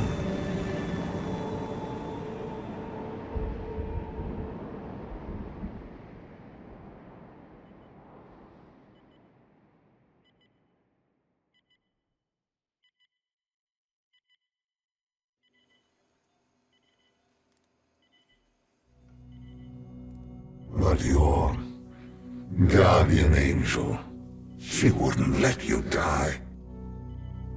She saved you. She helped you cheat death again. She wouldn't let you die. You must have been tired. Tired of fighting, of running, of living. What's it like to escape death when it's all you desire? What did she have to say to you? Do as he asks. Give Deimos what he wants. Trust me. It's all going to be okay. That we were going to Zurich. To stop Hendrix. To stop you. To end it. Humanity has outstayed its welcome. The dead shall inherit the earth. I shall have my army to defeat Dolos. Malum shall be mine, and all that remains is your sacrifice, an offering of blood. Follow your path. Relive your final moments and change your fate to a far greater one. Your resistance was strong, but it was a matter of time before you obediently bowed before me, as the rest of your species did. Let us return to Zurich and finish this. I will have my war, and you will bear witness to the end of mankind.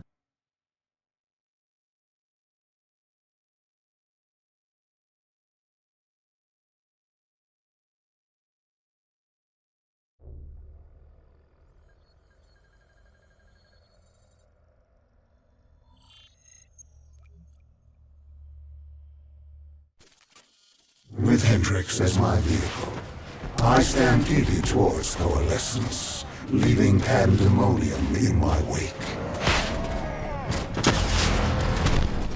Zurich was one of the few remaining standing cities. With control over my undead army and the city's robotic security force, I decimated it in hours. I needed to separate you from your guardian angel, Cain. I didn't have control over her, and she was pulling my power from you. That would come later. I'd taken Coalescence headquarters, surrounding it with an impenetrable armada. But I waited for you. I was still curious. I was in your head, but I couldn't take control. I needed to know how before I opened the gateway. But before that, you had to get through my undead army.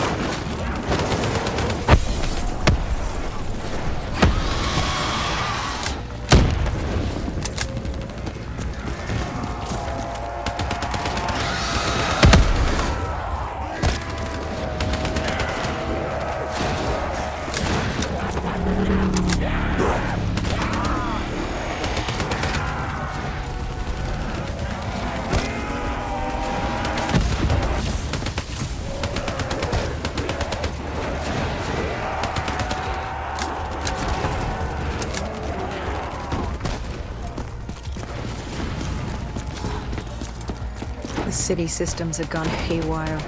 Vehicles, trains, power, anything connected to the grid was now a weapon at your disposal.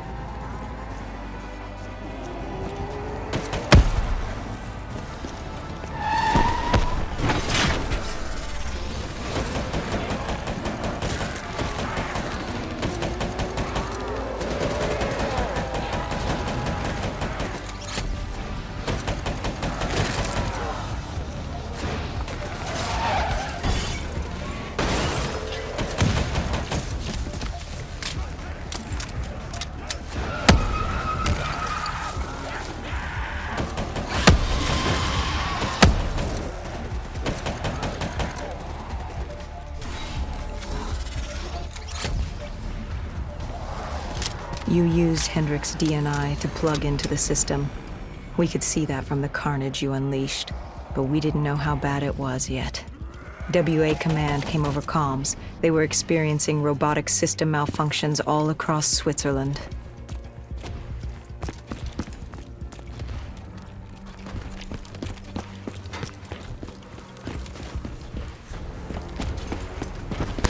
And you built yourself a wall of robotics blocking us from coalescence.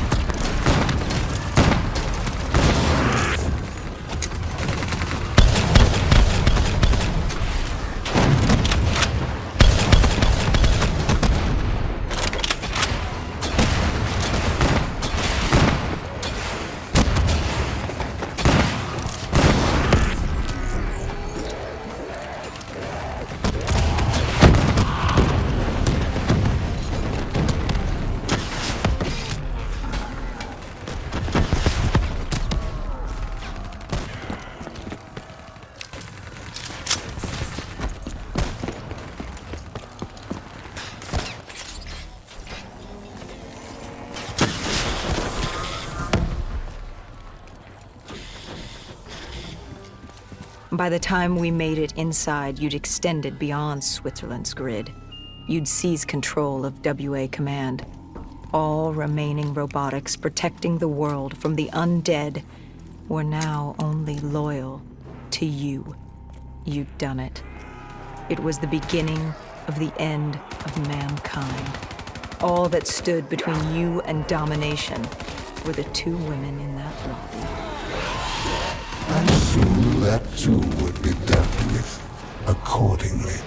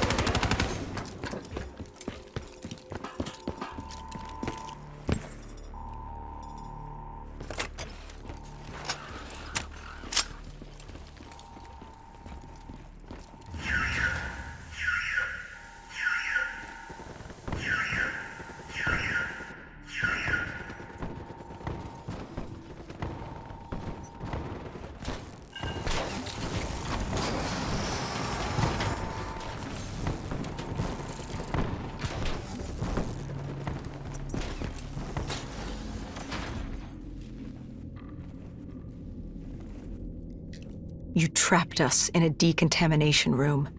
You released this chemical. 6115. The virus that caused the outbreak in Singapore. And I had enough to wipe out all of Zurich. You had triggered multiple breaches and containment failures. I interfaced with the system to see how bad the damage was.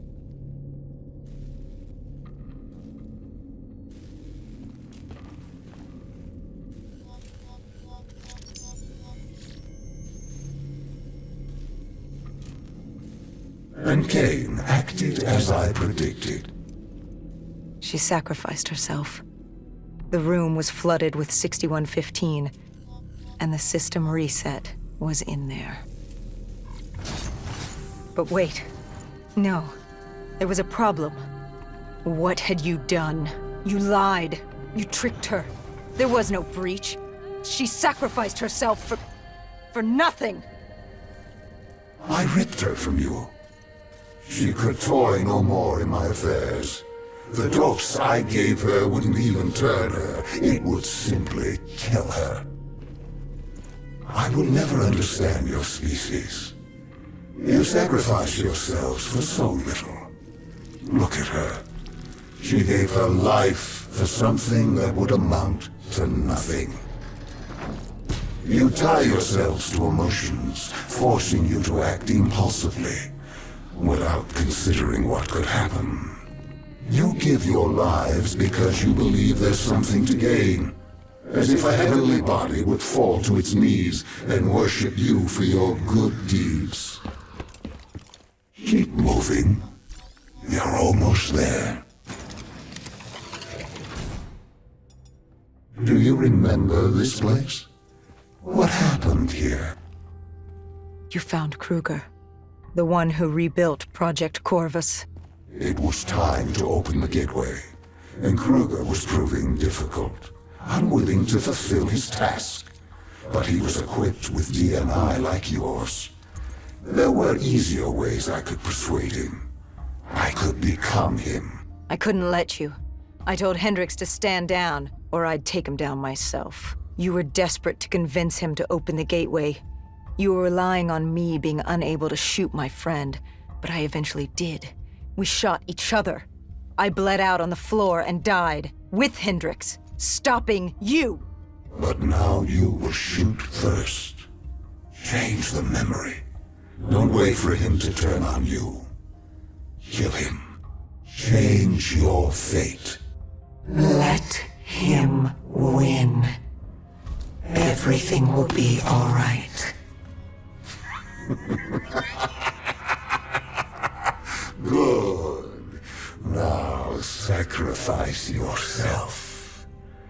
Open the gateway. Do as he asks. Let him think he's won. Offer yourself to him. Wait. What? Where am I? What is this place? Hendricks? What are you doing here? Where are we? What the hell's going on? I can't hear you. What are you saying? Why can't I hear you? Humans have no voice in this place, and how could they? But as it happens, this is not Hendricks, merely a reflection of your consciousness. It's how our realm manifests itself to mortals. How is this possible? What did you do? Deimos? What's happening? Why don't you ask your friend? Maybe Hendricks can explain it. He won't speak. He can't speak. Of course not. Of course the mortal cannot speak. Their voice is meaningless and insignificant. Why would we cater to their wants and wills when they shouldn't be here? Where is here? Like you don't know. Now you choose to play dumb with me. Do you even know what you've done? Where is Kruger?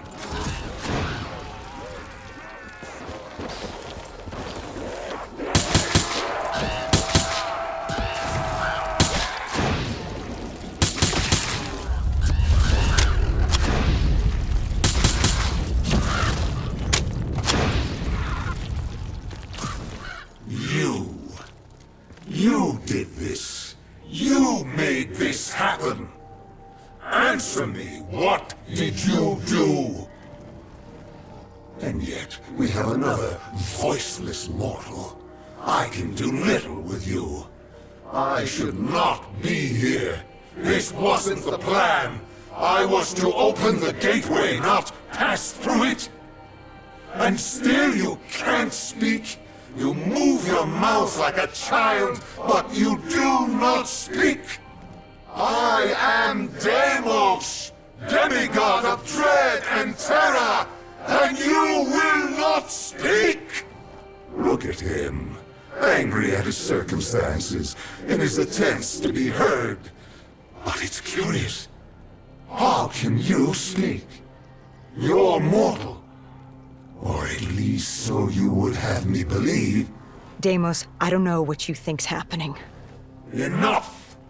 In time, I'm sure it will become clear, but now I leave you to die.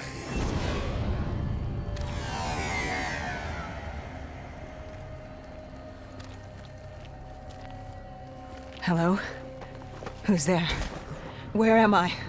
This is your new home, my child. This is Malum.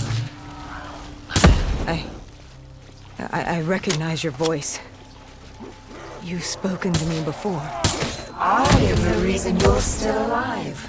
I've been with you from the start, traveling with you all this time. And now you're going to kill my brother for me. Won't die. Oh, yes. How many times did There's I much lead you work to to be death done. only for you So to much walk away fun to be unscathed? had. This poor Fun babbling to be mute had. soul didn't do a damn Who thing, are you? but he knows I when to am give up and Dolos, die. demigoddess of deception and trickery. Why couldn't I control you as my puppet, like the others? Me. You're mortal. She may be mortal, my dear brother, but she has a little help from her friend. No. You? This cannot be. What have you done? I've ended your little reign of terror over humanity. The time of the dead is over. No. No! No! No! But Deimos, I thought you'd be happy. I've brought you back home where you belong. I must be confused. I thought that's what you wanted. Humanity was mine to rule. They were mine to destroy. Humanity will destroy itself in time. It doesn't need our help for that. Sister, you've made a grave mistake. Taylor, what are you doing here? How are you here? It's an illusion I've created for you. A companion to help you. Follow him.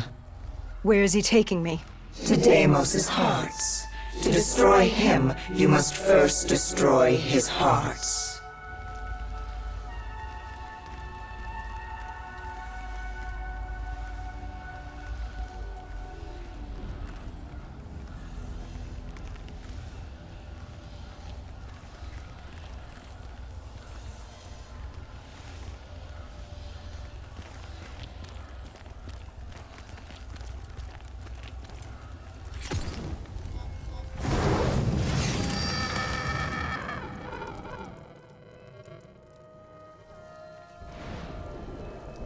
Deimos? Dolos? Taylor? Is anyone there? Dolos. I recognize these buildings. Why does this place look so strange, yet so familiar? Malum is a realm beyond conceptual space and time. It manifests as a reflection of the individual. This is your Malum. Follow Taylor. He'll take you to the heart.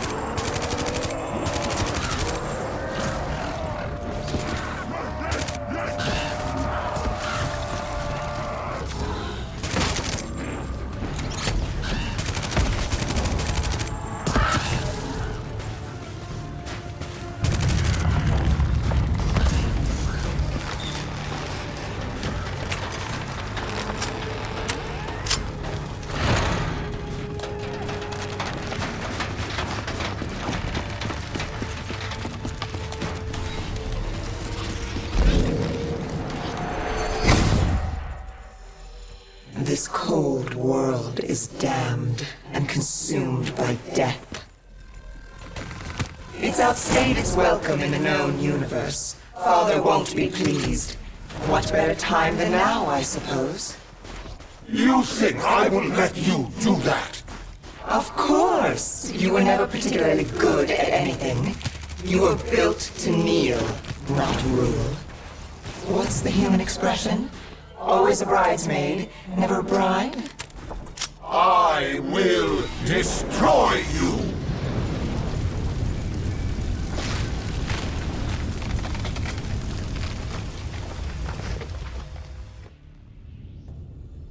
I arrived on Earth with my brother.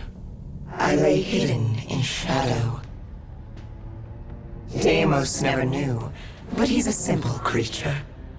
He's concerned with revenge, power, violence. He wanted an undead army just so he could kill me. How boring. And I was content to let him think he'd won. So I sat back while he consumed all of Earth.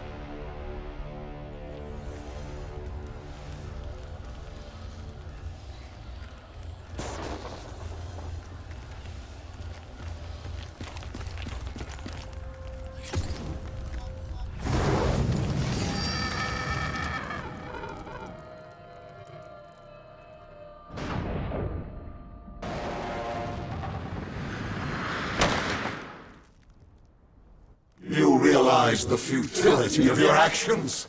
A human cannot kill a god. But she's no ordinary human. Wherever she goes, I follow. I'm in her head, a part of her. How could you have known my plan? Because it was my plan. I watched her in coalescence, saved her in the aquifers, guided her through battle. This entire time, you've played into my hand. It's a pity she won't live to see me kill you.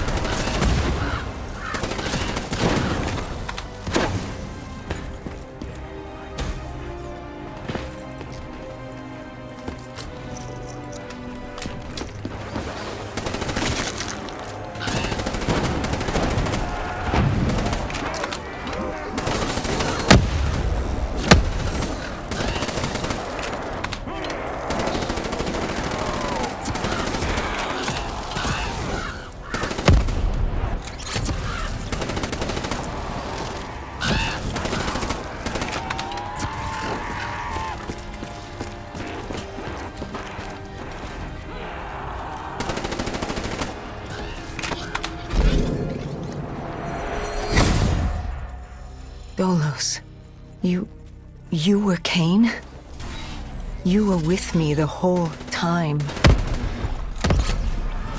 I am not my brother. I don't turn people into puppets. Not when they're so suggestible and malleable. Why control when they can formulate their own thoughts? Go. Destroy the heart. I will break you, rip you from her grasp.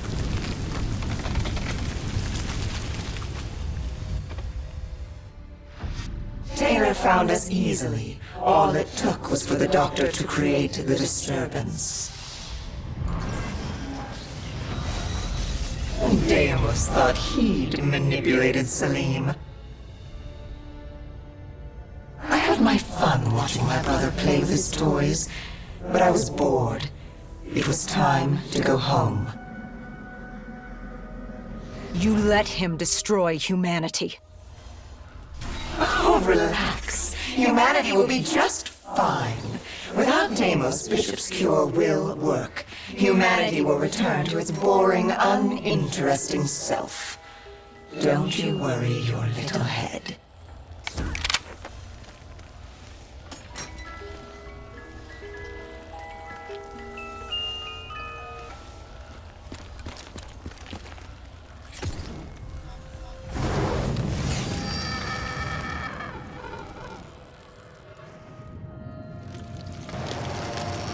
You know, even if you kill Deimos, you can't go home. The gateway to Earth is sealed. You're trapped here. I hope that's not If killing that fucker means damnation here, I'll take it. Oh, I think you and I are going to get along just fine.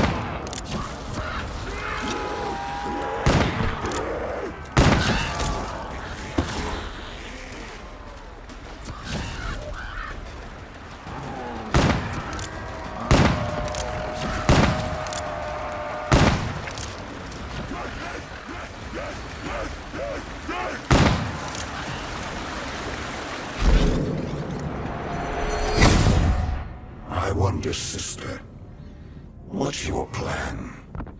After you kill me, who's next? Our father?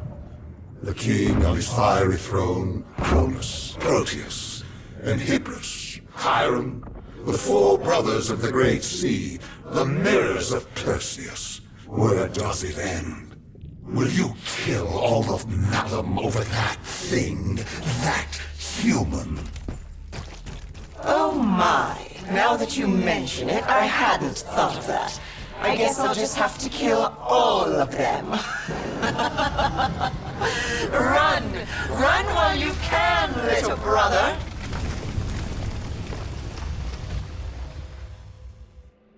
Deimos did exactly as I had hoped. I knew, given the chance, he'd turn all of humanity into his army. Only then could I take him home. But to open the gateway, he needed a human sacrifice, just as the test subjects were sacrificed to open the gateway in Coalescence. A blood offering. You. You know he's not wrong. You are strong. Stronger than any human I've seen.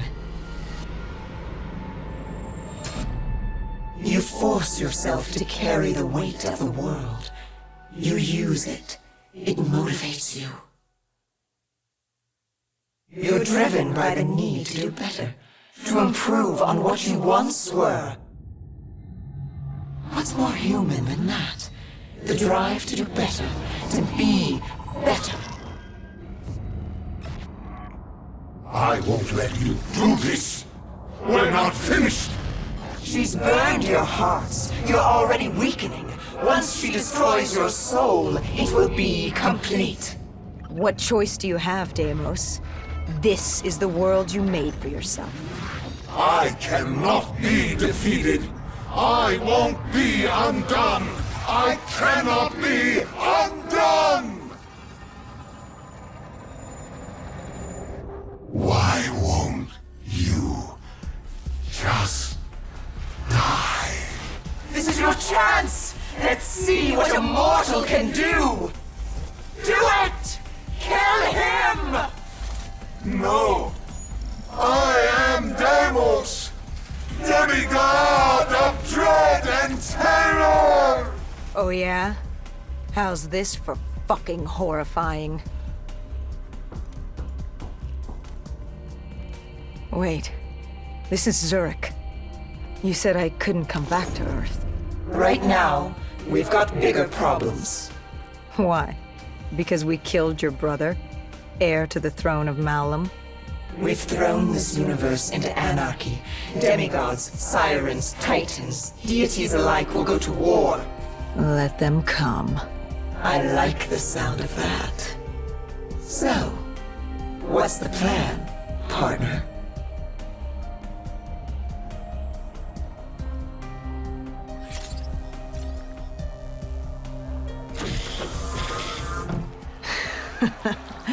We kill every last one of these motherfuckers.